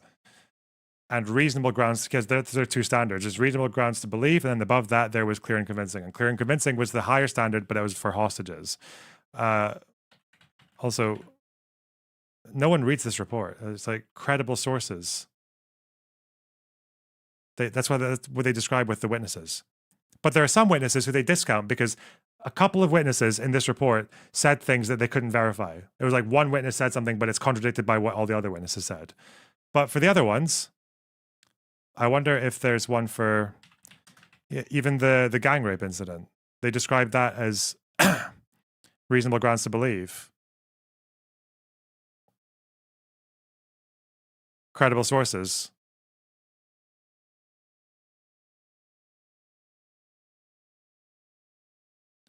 Including credible statements by eyewitnesses, there are reasonable grounds to believe that multiple incidents of rape, including gang rape, occurred in and around the Nova Festival site. Ooh. Uh-oh. That's a good one as well, though, for the postmodernist React stream, right? The postmodernist React stream, you can just throw in a, wait, wasn't this debunked? Well, something around that might have been. So something like 4 degrees of separation from this particular story might have been debunked. Yeah, that has nothing to do with this. Indefinitely. There's no space for conversation. There's no space for rational thought. There's no space for nuance. My position on Palestine is like 5 degrees off from where Hasan is. And to him and his community, I'm the devil. I'm a Nazi. It's delusional thinking, and it's destructive to their own cause. Doesn't matter if fucking rapes happen on October 7th. Oh no, Frogan did the thing as well. This is the same. Why do you say that? Because, bro, you're... wasn't she in the IDF? Yeah. Same for Frogan. Mandatory service. That's sad. That's terrorism, bro. Right. That's sad. Feel bad for you guys. Ethan Klein, bro, you're ugly as fuck, bro. You're ugly as shit. You look like a rapist, bro. You look like a fucking rapist, Ethan. Feel bad for you guys. Ethan Klein, bro, you're ugly as fuck, bro. You're ugly as shit. You look like a rapist. Yeah, there's literally a Sneeko fan. Uh-oh. The fuck? Oh my god, bro, I love you. Can I give you a hug, bro? I'm so sweaty, bro. I love you, bro. I'm so sweaty. I love you, bro. I have to interview you. You're my hero, bro. I love you, bro. You're Well, how does Frogan handle it?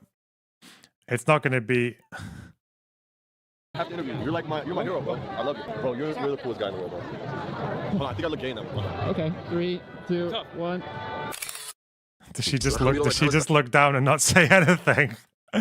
Oh wait, shit! I got something on my phone. Oh no, I gotta. I love you, bro. I have to interview you. You're my hero, bro. Holy shit, my Candy Crush. I think I look gay now. Okay, 3, 2, 1. Wow. Lightning strikes twice, eh? Like, that doesn't change the dynamic for me even this much. God forbid you throw up the fucking green Hamas banner. What is this? And now let's move on to our next terrorist organization, Twitch TV. Sinwar, Nasrallah, Dan Clancy. Of course, I'm being a little silly when I call Twitch a terrorist organization. It's only a megaphone for terrorist propaganda. Dan Clancy has been the CEO for a few years, and under his leadership, there's been a few notable instances, one being reducing the premium subscription split from 70-30 to 50-50, which he reversed after backlash. He also attempted to ban the size of sponsored logos on stream to 3% of the size of the screen, was also reversed after backlash. So he's essentially achieved nothing. Oh, well, there is one thing. He actually laid off 900 employees. That one he did not take back. But here's where the trouble begins. He likes Hasan.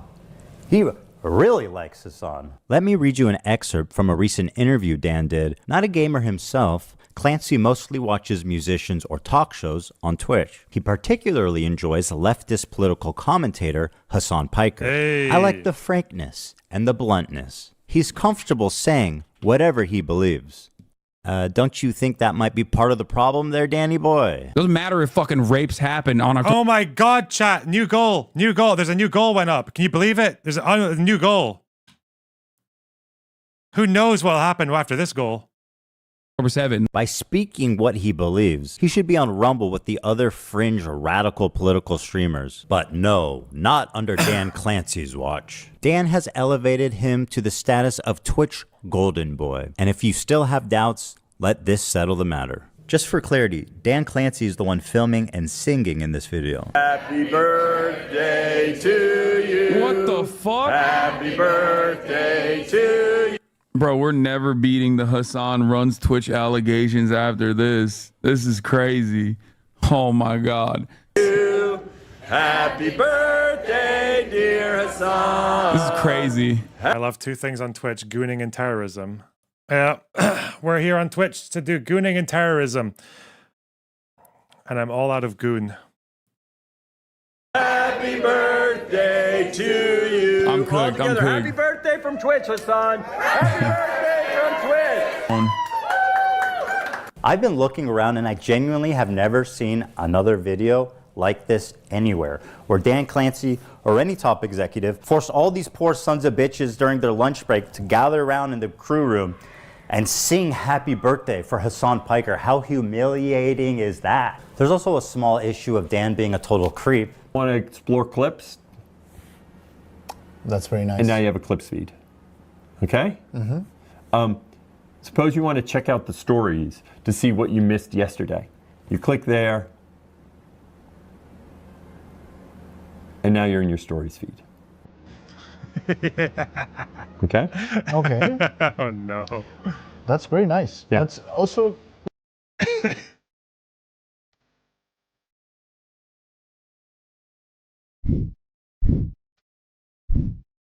Okay? Mm-hmm. Okay. Suppose you want to check out the stories Dan to Dooney. see what you missed yesterday. You click there.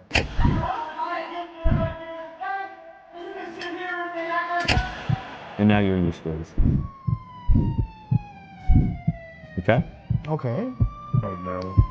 That's very nice. Yeah. That's also... Have a seat Okay. on that chair. Okay. What were you doing with your pants? You know, Dan, I would have let this creep narrative go. If it didn't happen twice, roll it. You want to see clips? Swipe this way, and now you're seeing clips. The clips are, and Wait, didn't he have a fucking Pornhub account with his name? Wasn't this a thing?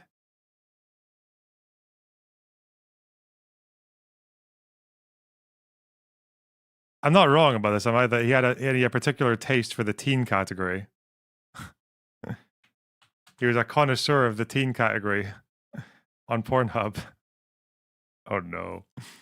Oh no. Why would you use your fucking? I think it was the same name as Twitter handle. With his, it was his work email, bro.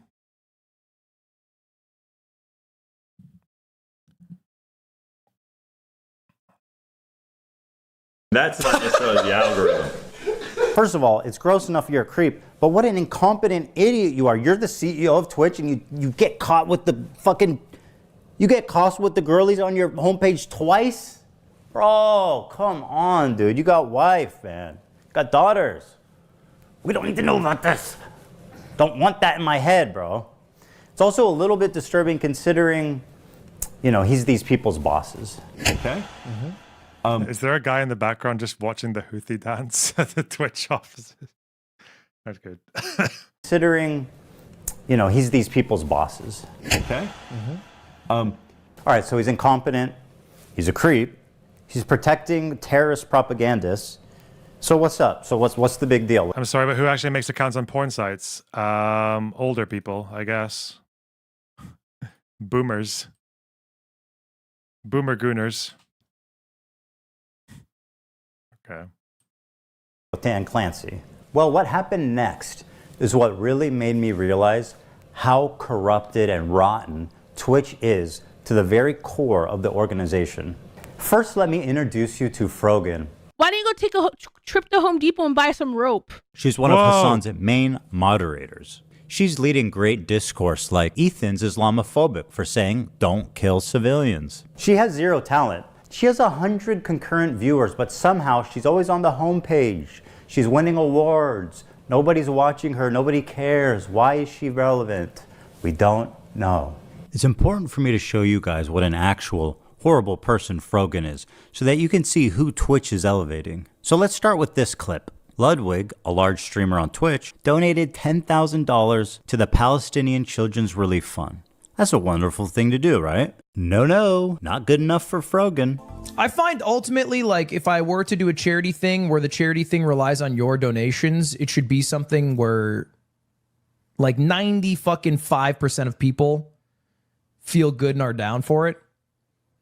And like ultimately, regardless of what you think, that is not the situation here. So I personally donated 10K. Because I think... What do you think about Lud? What do I think about Ludwig? Like this guy, the streamer. I don't know why you would ever ask me that question. Why would you ask me my opinion on Ludwig? You might as well be asking me my opinion on a bowl of cornflakes. Like... Okay, yeah, I guess it's like it's there. It's never really going away.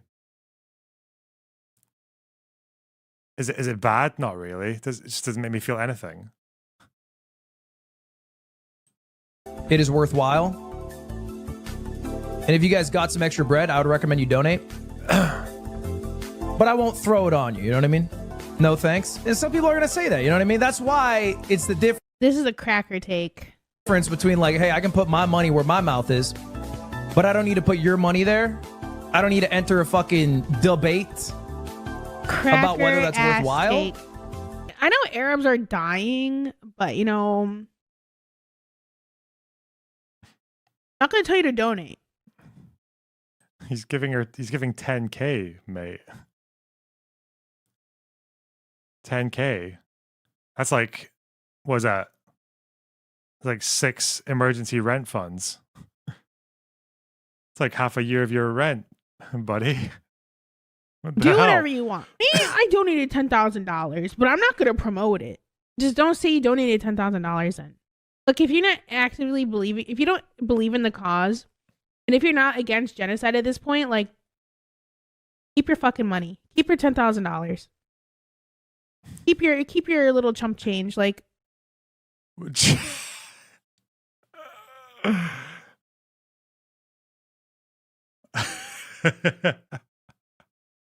Why?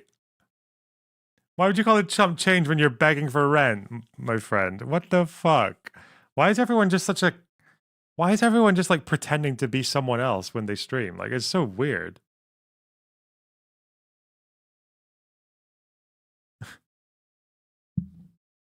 Chump change.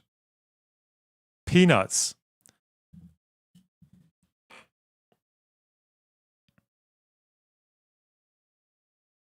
Like, what do you want? Do you want me to say like congratulations? Imagine being Frogan, a leftist living in LA in comfort, begging for her rent money on stream, and telling displaced and famished Palestinian children, "No kids, you need to give that 10,000 back. Ludwig didn't pass my purity test." Keep your fucking money. But wait, there's more. I have no pity at all for any fucking soldiers. Distress, thank you so much. I will never have any fucking pity for any fucking soldiers. U.S. military? Boo fucking who?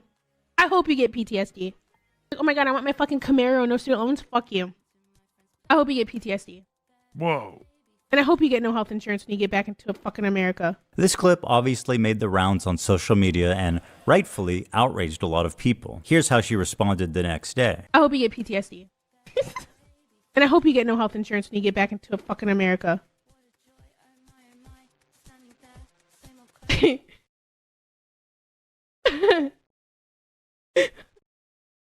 And they posted it in my head. I'm like, base?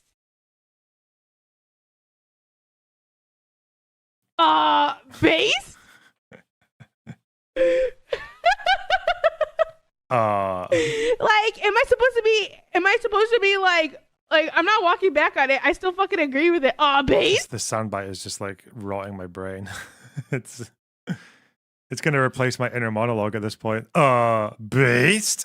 The smug defiance Frogan is showing is only because she knows that Twitch will do nothing to moderate her, despite veterans being classified as a protected group in Twitch's own community guidelines. But wait, there's more! Oh my god, she's mouthing it. Oh no. 6250. 9/11 baking stream with Raf and Capri. If we get to this goal by 9/11, Capri, Raf, and I will make the Twin Towers out of a stacked cake, and we'll make an airplane, and we'll recreate 9/11.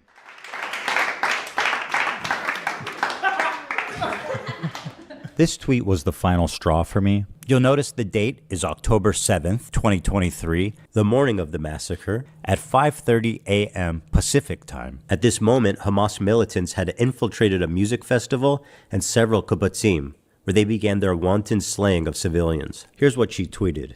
Leftists preach and foam at the mouth at the thought of a revolution happening in America. But as soon as it happens in the Middle East, what they're doing is wrong. It's not what she said. It's when she said it. While she's on Twitter celebrating, I was listening to the local news in Israel. Families were calling into news stations begging for help. Let me show you what I mean.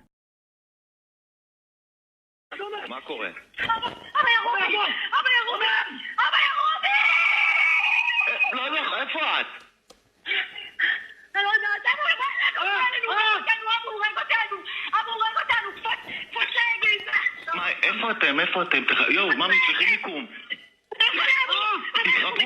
תתרחבו, תמצאו מקום, תתרחבו.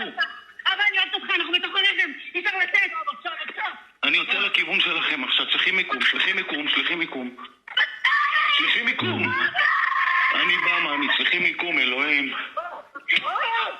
The morning of October 7th, Israelis were listening to calls like this all morning long. Dozens of them. Imagine reading this tweet after listening to this. This woman should have moved on years ago to another profession, but for some reason Twitch is obsessed with keeping her on life support. And instead of moderating her, they actually gave her an award, Together for Legendary Woman, in which she would get front page placement all year long. This is actually my favorite detail about Frogan. She won a Rising Star Award at the Streamer Awards, an award show put on by her friends. And then the next year, guys, she gets nominated for Rising Star again. Are they fucking with her?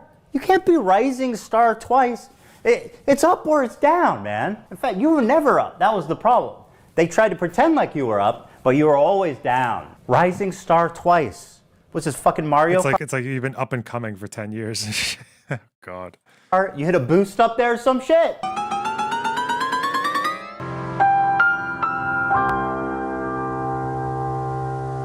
Because Frogan is the two-time Rising Star champ, and because of her massive viewership of 100 concurrent viewers, it only makes sense that Twitch would give her one of the main stages at TwitchCon to do a 45-minute long segment. Her idea that was Twitch approved, an Arab to Jew racial tier list. So the premise is who can say habibi, an Arabic word of affection like baby or sweetheart. And this tier list determines who can say it. Top and most desirable tier is Arab. And at the bottom, the worst one is, quote, loves Sabra. Now, why does Love Sabra equate to Jews? Sabra is a well-known Israeli company that makes hummus. They've been on the divestment list for many, many years, so the activists are well aware of their status. Oh yeah, and Sabra literally means a Jew that was born in Israel. It also plays up an I don't like the Sabra means Jew born in Israel because no one, Frogan doesn't even know what a Druze is. Lebanese woman doesn't even know what a Druze is, right? She's not going to know what Sabra means, but okay. There are better arguments. The activists are well aware of their status. Oh yeah, and Sabra literally means a Jew that was born in Israel. It also plays up an anti-Semitic trope that denies Jewish identity in the Middle East. There's this idea that Israelis are all white colonizers who are stealing the culture and identity of Arabs to make it seem like they belong there. Watch Frogan and her co-hosts accuse Israelis of culturally appropriating Arab culture. The one thing that's like funny is that there's two types of like genocide, right? There's like genocide of real people, and then there's like cultural genocide, right? Like this is fucking funny. Like, those motherfuckers trying to take hummus and say it's Israeli is the most insane thing to me. Dude, the fact that they have the audacity to create Sabra and make that like the staple hummus of America, insane. It's super offensive to us. And like that's oh, it's him as well. This fucking loser. Oh, he's gonna do it too, is he? This goofball. This goofy fuck who just relies on the fucking ignorance of his white audience because he's like an authentic Lebanese dude and shit. Even though he doesn't seem to know shit. There's no way this guy knows, this fucking idiot knows that most Israeli Jews are fucking Middle Eastern, right? They're the ones who make the hummus, bro. It's not stolen. They've been eating it for as long as you have, motherfucker. Actual like cultural appropriation. Like people get mad when someone has like dreadlocks and they call that culture. I'm like, come on, it's just like a hairdo. Like it's okay. People like white people are allowed to have dreadlocks if they want dreadlocks, but like actually trying to claim our food, our desserts. Just one question for you guys. Who the fuck do you think is making the hummus in Israel? Martha Stewart? No, it's the same fucking Arabic-speaking Jews that you kicked out in the 1950s. Yes, they also like hummus, and they like all the same shit you do. Because they are you. They're from your country. You kicked them all out, and now you're accusing them of stealing your culture. You want to talk about cultural genocide? Well, here it is. You racist piece of shit. Those motherfuckers trying to take hummus and say it's Israeli is the most insane thing to me. Hey, scumbag, here's a hummus place we used to eat at. The chef is from Yemen. Here's another dude from Syria. Does this dude look like a white colonizer to you? Would you like to tell him he's stealing your culture? Well, this is what most Israelis look like. Dude, the fact that they have the audacity to create Sabra. This is casual bigotry being passed around like a leftist talking point. It's exactly why people are saying that anti-Semitism is coming mostly from the left. And yes, I know this dipshit is also Jewish. Incredible. He picked up so many tokens, he actually became one. And by the way, everybody on this panel is looking pretty fucking white themselves. So bearing all of this in mind, it's really not a stretch to say that the Love Sabra bracket is a dog whistle for Israelis or Jews. The next person is one of my favorite people. Oh no. Listen, the diasporoid allegations is in real trouble now. Hasan says it's Israel's fault. What, that the Mizrahi Jews ended up running away? Yeah, that's funny. Yeah, like it's like there's really, if you think about it, there's a word for it. You know, when you persecute and attack and even murder, in a lot of cases, a bunch of Jews in one area because a bunch of Jews from a different area did something in another place. If you do that, it's called. There's a word for that, right? It's like guilt by association. No, it's called anti-Semitism. Dumb fuck. Yeah. If you attack Middle Eastern and North African Jews because a bunch of European Jews from a different part of the world did something else that was bad, that's because you're an anti-Semite. Yeah. Ugh.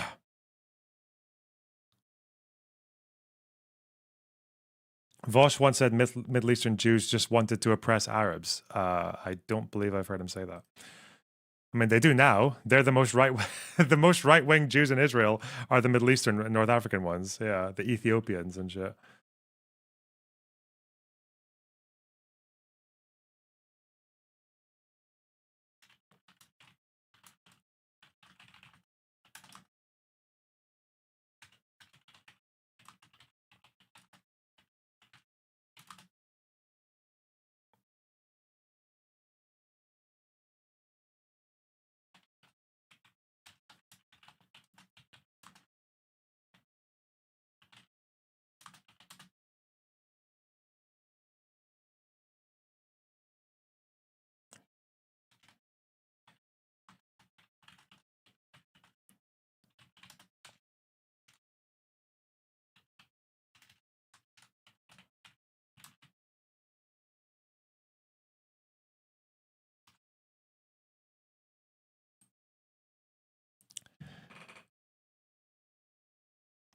Looking good, Lonerbox. Lonerbox is a honey. Nope. Don't talk to me like that. Don't talk to me like that. Chat. Excuse me. No. Ethan Klein. I told you guys to clap. This is a good reaction. That was a good one. That's good. All right. Turn that up. Turn giraffes. We all know where this is going. You guys are missing a category for Zionist. That was a joke. That was just a joke. In my stand up.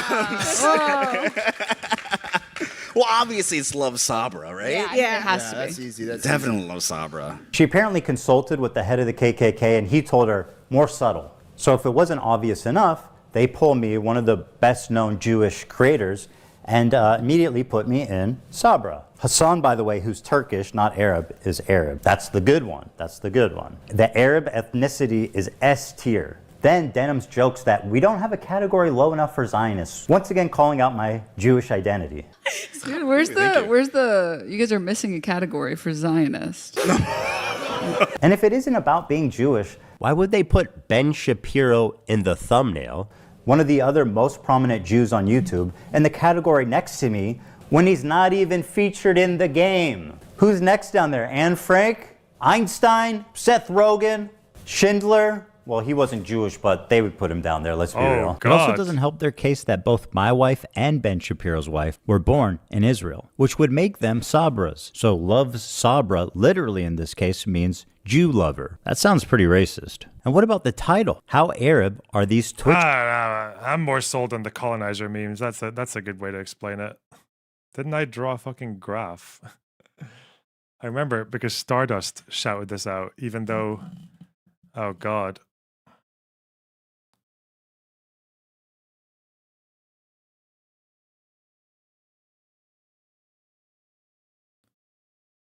Where was it?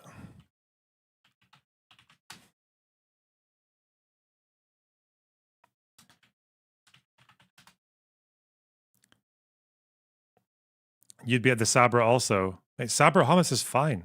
Don't mind it. It's decent. It's obviously not as good as something from a hummus place or homemade or anything, but what are you going to do? Of Israel's current Jewish population is of at least partial Mizrahi descent. That means the majority of Israelis today are non-white and have origins from the Middle East. Let's listen to our friend Lonerbox explain the Sabra hummus stigma. Within leftist discourse, particularly North American leftist discourse, is the idea that Sabra hummus, this mass-produced Israeli hummus in North America, is bad hummus. And the reason that they'll say it's bad is because it's Israeli. The idea is that Israelis are not indigenous to the region. They're white European colonizers, etc., etc. They came to the Middle East and they saw Arabs eating hummus, and then they said, "Oh, how quaint! The chickpeas. It's like they've chewed it up for me. It's like stoner food." So they like that, and then they grab the machine and they kill all the Arabs, and they steal the chickpeas and the tahini, and they throw it into a cement mixer and produce some mass-produced trash for white people who don't know any better. Okay? This is bullshit. Okay?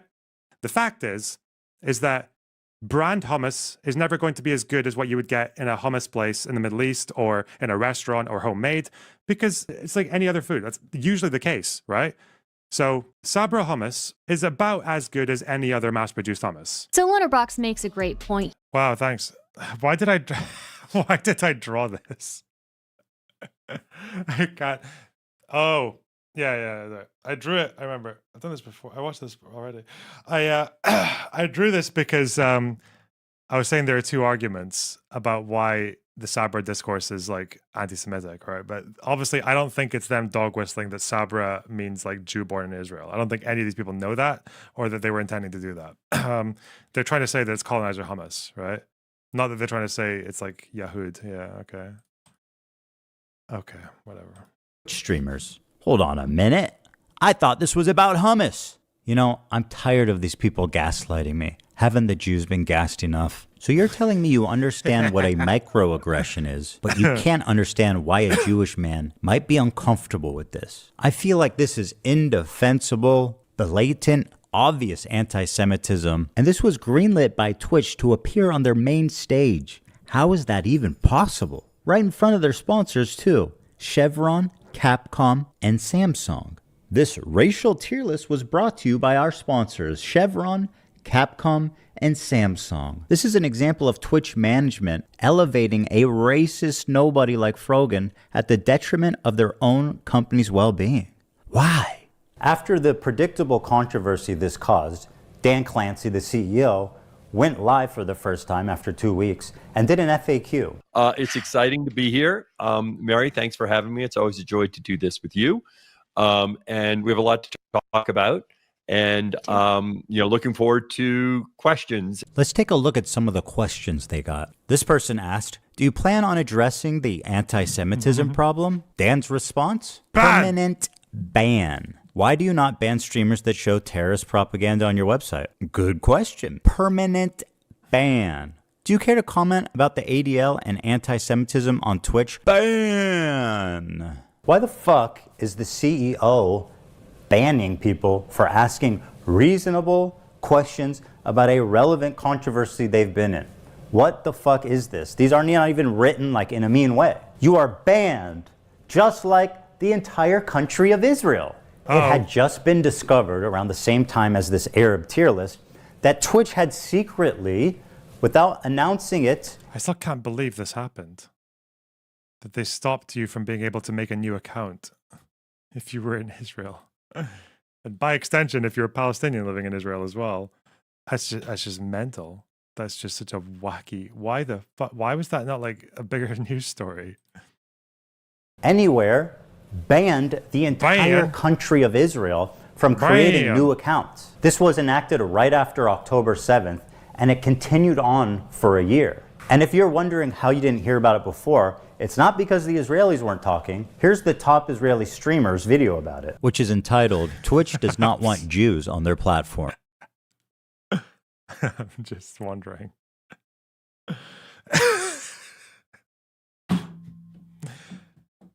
I'm just trying to imagine being one of these like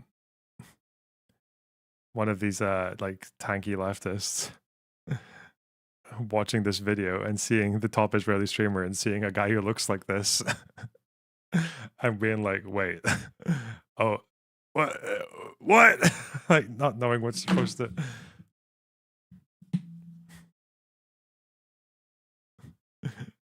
Anyway. He explains that they slowly started to realize no accounts could be made, and him and his fellow Israeli streamers were causing a lot of noise to get noticed. But Twitch completely ignored them for 5 months. Yeah, he's most likely Ethiopian, right? Unless there were like Somali Jews or whatever. Yeah, be Ethiopian. Yeah. Or were they Eritrean Jews? I don't fucking, yeah, he's probably Ethiopian. I don't hear much about Eritrean Jews or Somali Jews, but yeah, it's like, bro, where's this guy going? Where's this guy going back to? This Polish imposter. When he created a support ticket with Twitch, it was straight up deleted with zero explanation. Around the end of the year, when people started talking about anti-Semitism on Twitch, Dan Saltman discovered the Israel ban when he was sent the code proving the block happened, presumably from someone who works at Twitch, and it could no longer be ignored. Israeli and American media started to pick up the story, which finally forced Twitch to respond. He also explains the block started on October 13th, which happens to be Global Jihad Day, when Islamic terrorists call on others globally to act, which he thinks is an odd coincidence. They were never notified in any way, and it greatly affected their business. He says he doesn't feel safe with Dan Clancy in power, as he feels he can no longer trust him. When Israelis try to sign up, it gives you a generic error message. It doesn't say anything that suggests that you're ineligible because you're in Israel. So when one of these guys wrote to Twitch customer service, this is what they said. I am really sorry. There's a Christian Eritrean diaspora in Israel. Ah, is there not a Sudanese one as well? So wait, is that guy the biggest Israeli streamer? Is he not Jewish, or is he just an Ethiopian? Is he an Ethiopian Jew, or he could be a Christian Eritrean or Sudanese, right?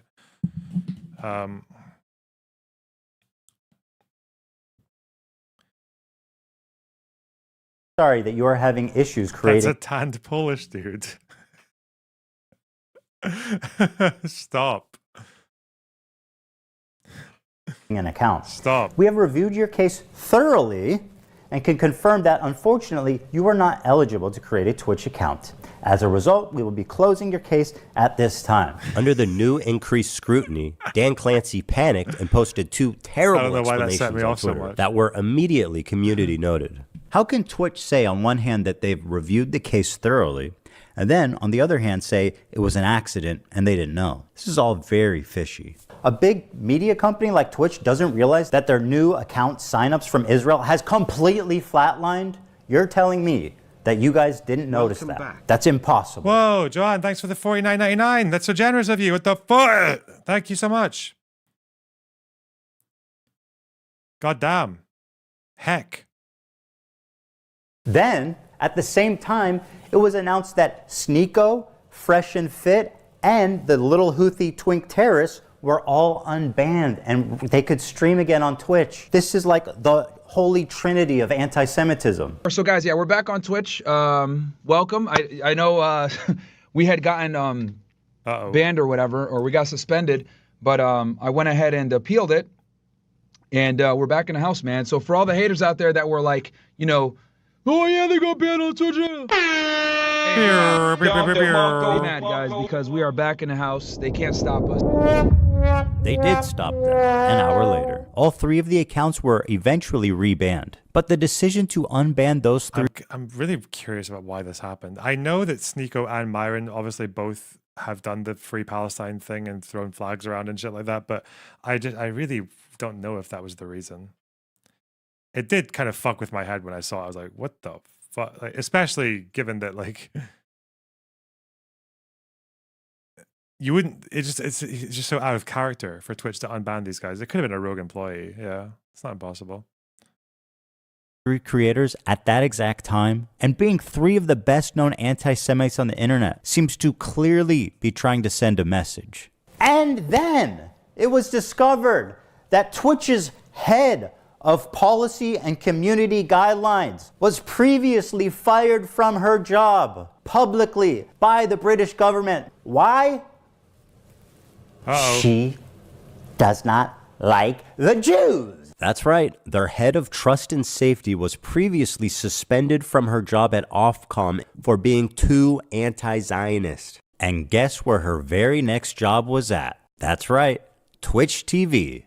Apparently she was posting pro-Hamas tweets only mere days after October 7th happened. That's so interesting.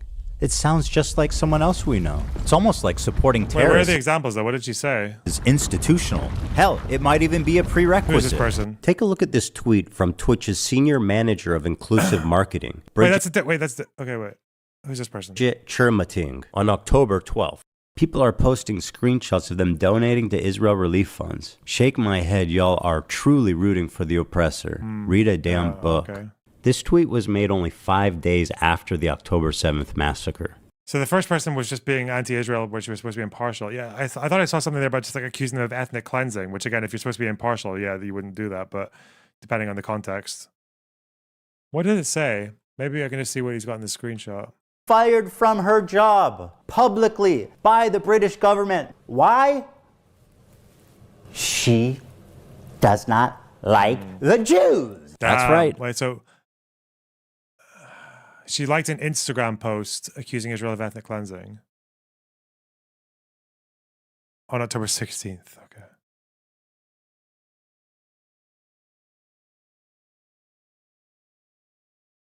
Okay, so this is just her being partial when she's not supposed to be. That's not her being anti-Semitic, I don't think.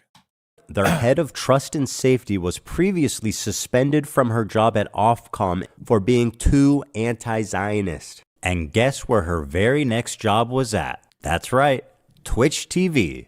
Apparently she was posting... That's probably the weakest part of the video, actually, if he's included that, because that's just not a good example. Not at all. She might have said worse things. But there's another person here. Hamas tweets only mere days after October 7th happened. That's so interesting. It sounds just like someone else we know. It's almost like supporting terrorists is institutional. Hell, it might even be a prerequisite. Take a look at this tweet from Twitch's Senior Manager of Inclusive Marketing, Bridget Chermating, on October 12th. People are posting screenshots of them donating to... She also made a comment comparing it to Auschwitz. Well, it's on Ethan to put that in the video then, right? Because do you think everyone's going to be checking up more shit? If you have a good case, then show your good case in your video. Fuck. Where's his phone number? I'm going to call him. I'm going to shit on him. Piece of crap. All right. This person, this is a good example. This is unhinged, right? To give money to a relief fund after they've just been fucking murdered and shit. Okay. Israel relief funds. Shake my head, y'all are truly rooting for the oppressor. Read a damn book. This tweet was made only 5 days after the October 7th massacre. The donations she's criticizing would go to families like this, if they were still alive. This entire family was murdered in cold blood by Hamas terrorists on October 7th. Bridget, who did these little girls oppress? How can you act so high and mighty for your cause and be so callous and inhuman for the innocents on the other side? This statement was made by the Senior Manager for Inclusive Marketing. Is that some kind of joke? Is this what inclusion looks like at Twitch? Is it really crazy at this point, after all this, to say that Twitch has an anti-Semitism problem? I think it would be harder at this point to argue the opposite. Oh, Bridget, one more thing. Sorry, I forgot. Can you tell me the answer to this riddle? What's the difference between a Boy Scout and a Jewish kid? I'm standing by. Let us know. And yes, it's true. I should point out this tweet is from 2011. This one, however, is from 22. Sarah Silverman tweeted out, Kanye threatened the Jews yesterday on Twitter and it's not even trending. Why do mostly only Jews speak up against Jewish hate? The silence is so loud. Bridget said, this was the energy I was around when I worked with 2 Jewish women in social impact who were both senior to me. She's trying to make Sarah Silverman seem like some kind of Jewish Karen for caring about... No.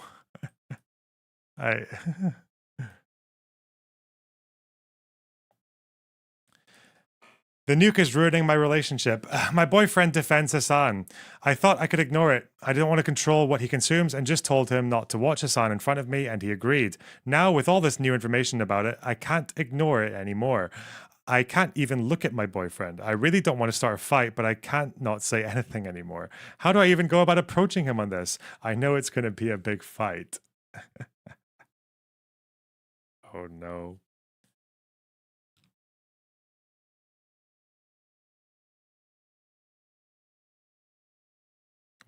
Okay, first of all, if you're posting this shit on Reddit, right? If there's any identifiable information, then your relationship's done anyway.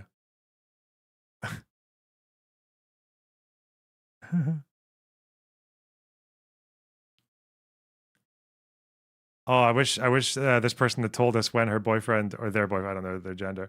I wonder if this person told us when their boyfriend had actually started watching. Hasan caught him when he was young, before we met.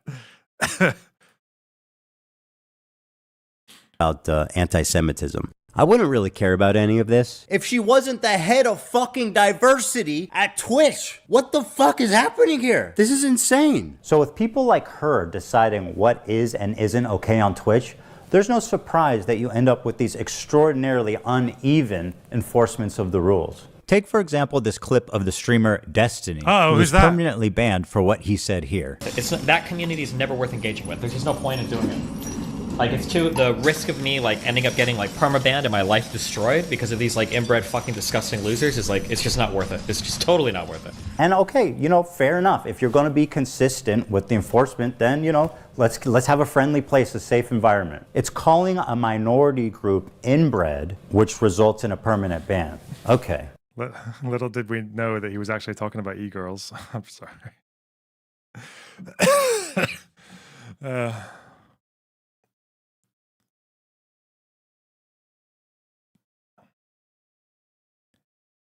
I'm just in my head thinking like I need to be careful what I say for now.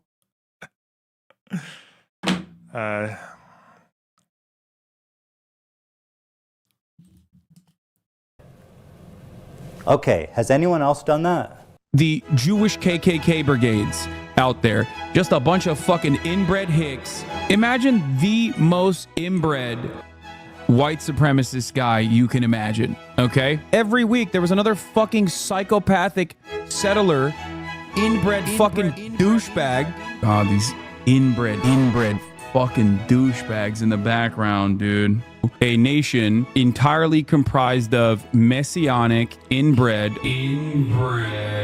ultra-orthodox psychopaths that these inbred don't understand. Educated, inbred, fundamental. I think you're handling this surprisingly well, Loner. Okay, yeah, that's true. Yeah. Yeah, of course I have. Yeah. That's it's been a fucking doddle. The last 2 months, it's been a fucking breeze. Like mentalist hicks calling us in the middle of campus, calling us inbred, that we have no culture. One of them grabbed my friend's Israeli flag in the middle of campus, carried it to a mob by the gate that were communicating with the angry mobs outside of campus. Untrained, inbred asses shipped into southern Lebanon, telling us that we are all inbred and that we have no culture.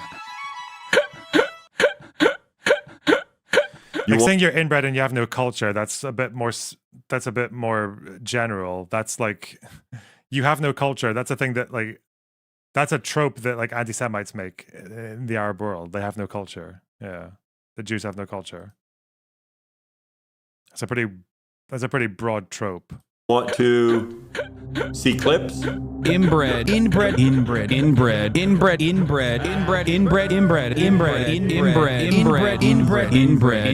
there's anything wrong with using inbred as an insult. It's just that there's a double standard that like one person gets banned forever for saying inbred about a group of people they don't like, but then Hasan gets away with this many inbred passes. Inbred. Happy birthday from Twitch, Hasan.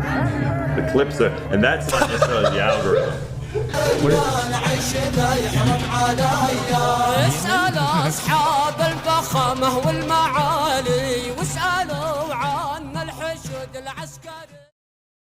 Hasan, a non-Jewish person, is referring to Jews as inbred consistently. You mean a non-S tier person? That's another joke. Throughout his career. Inbred, ultra-Orthodox psychopaths. Zero punishment. Hasan interviewing a Houthi pirate. The Houthis, Ansar Allah, is doing what Luffy would do. You should tell him that. Zero punishment. Hasan watching terrorist propaganda with zero critical commentary. They do do musicals. They're very musical people. Are you being serious? Zero punishment. Hasan threatening a sitting congressperson. This one actually blew my mind. When I saw he tweeted that, I said, he's done after this for sure. For sure he is. For those that may not recognize this weapon, I'll explain. Shinzo Abe is a former Japanese prime minister. He served from 2012 to 2020. He was assassinated in July of 22 in a stunning fashion that left the Japanese public horrified. He was killed with a makeshift weapon that the shooter had built himself at home. So when Hasan saw this tweet that he didn't like, he posted the schematics in what can only be presumed as an invitation to someone in his fan base to build this weapon and then assassinate this sitting congressperson who wrote a tweet he did not like.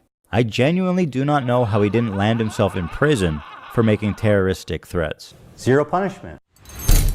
Let the streets soak in their fucking red capitalist bloods. And this isn't just a Hasan problem. It underscores a disturbing trend among leftists on Twitch. The problem is, if you can believe it, these people are frequently making death threats and facing zero consequence. I know it sounds far-fetched, but I assure you it's very real. Listen, I'll up the number, okay? 30K to anyone who'll make this dipshit disappear. Bro, that Destiny guy needs to get Not gonna fucking lie. It would just be so easy to just, it will save, like solve all of our problems. Like we would have socialism now at this point, right? We would have socialism at this point if someone just went out of their way and. Where do these guys come up with this shit? What the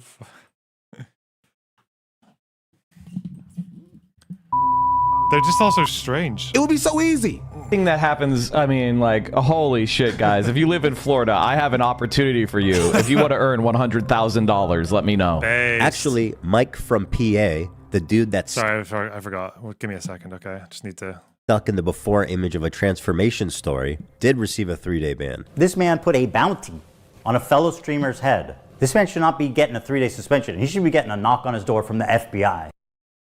I made this video for two reasons. First, to stop Hasan infiltrating mainstream media. Hasan has been welcomed by many mainstream outlets. They view him as a friendly social democrat, as someone who's just trying to spread progressive politics online to an important demographic. But we know that's not true. He is not their friend or their ally. If you ever see Hasan rubbing shoulders with anyone from mainstream media, let them know politely, with all the civility in the world, what kind of person he is when he thinks mainstream media isn't watching. Help them understand that his name... I just want to make a PSA as well, guys, okay? Boys, if you're ready to do this thing, if you're ready, if you're one of those people, okay? If you're one of those people who wants to signal boost and amplify leaked intimate content that was shared without consent to the public, probably don't use this excuse when people call it out.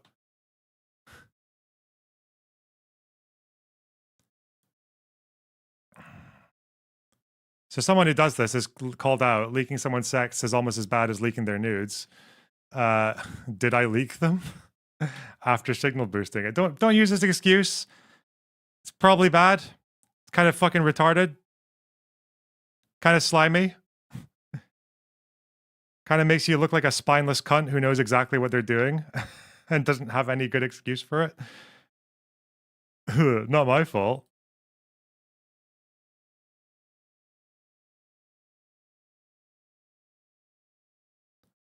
The professional hole digger should be associated with people like Nick Fuentes and Alex Jones, other fringe radical political commentators.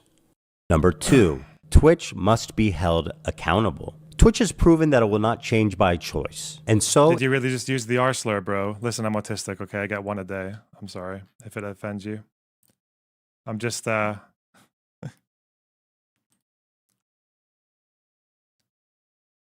You know, I'm a big fan of positive changes, okay? But you got to get the easy things out of the way before the difficult ones, you know? You can't like fucking double, triple your work ethic, for example, before you sort out your sleep schedule, right? And you can't get like really highly improved physical health and exercise at the gym and everything before you improve your diet and things like that. Like, yeah, things like these kind of you got to do the easy things first.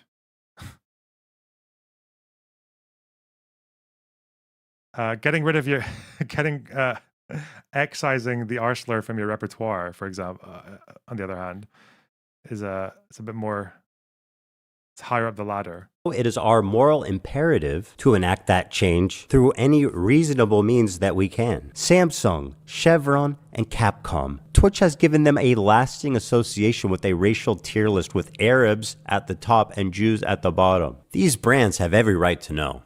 And they should. We all recall YouTube's adpocalypse. It happened when ads were running over ISIS recruitment videos and it caused a brand exodus. The same thing is happening now on Twitch, but instead of ISIS, it's the Houthis, Hamas, and Hezbollah. Dan Clancy's refusal to moderate extremists is the only reason for any of this. He is the sole person to blame. He had so many opportunities to stop this. Ultimately, after dedicating months of my life to creating this video, I am left with one overwhelming conclusion. Fuck this dude. Need to make some improvements. Hang on.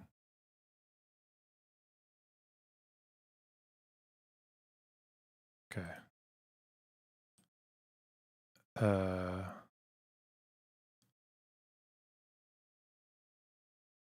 This one's better, isn't it?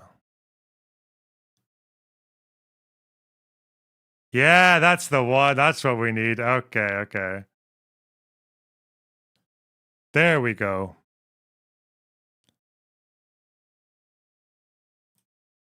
All right. Is the sole person to blame. Extremist is the only reason for any of this. He is the sole person to blame. He had so many opportunities to stop this. Ultimately, after dedicating months of my life to creating this video, I am left with one overwhelming conclusion. Fuck this dude. And everyone clapped. Hey, well done, Ethan. Good video. Pretty cool. Couple of bits, you know, just not very, but actually, I'm surprised by it. thought it was actually kind of surprisingly good. The editing was very good. The jokes are good. Yeah, it's a good video. Because I know if it was a flop, Hasan would not have molded so hard as he has recently, and his fans wouldn't have either.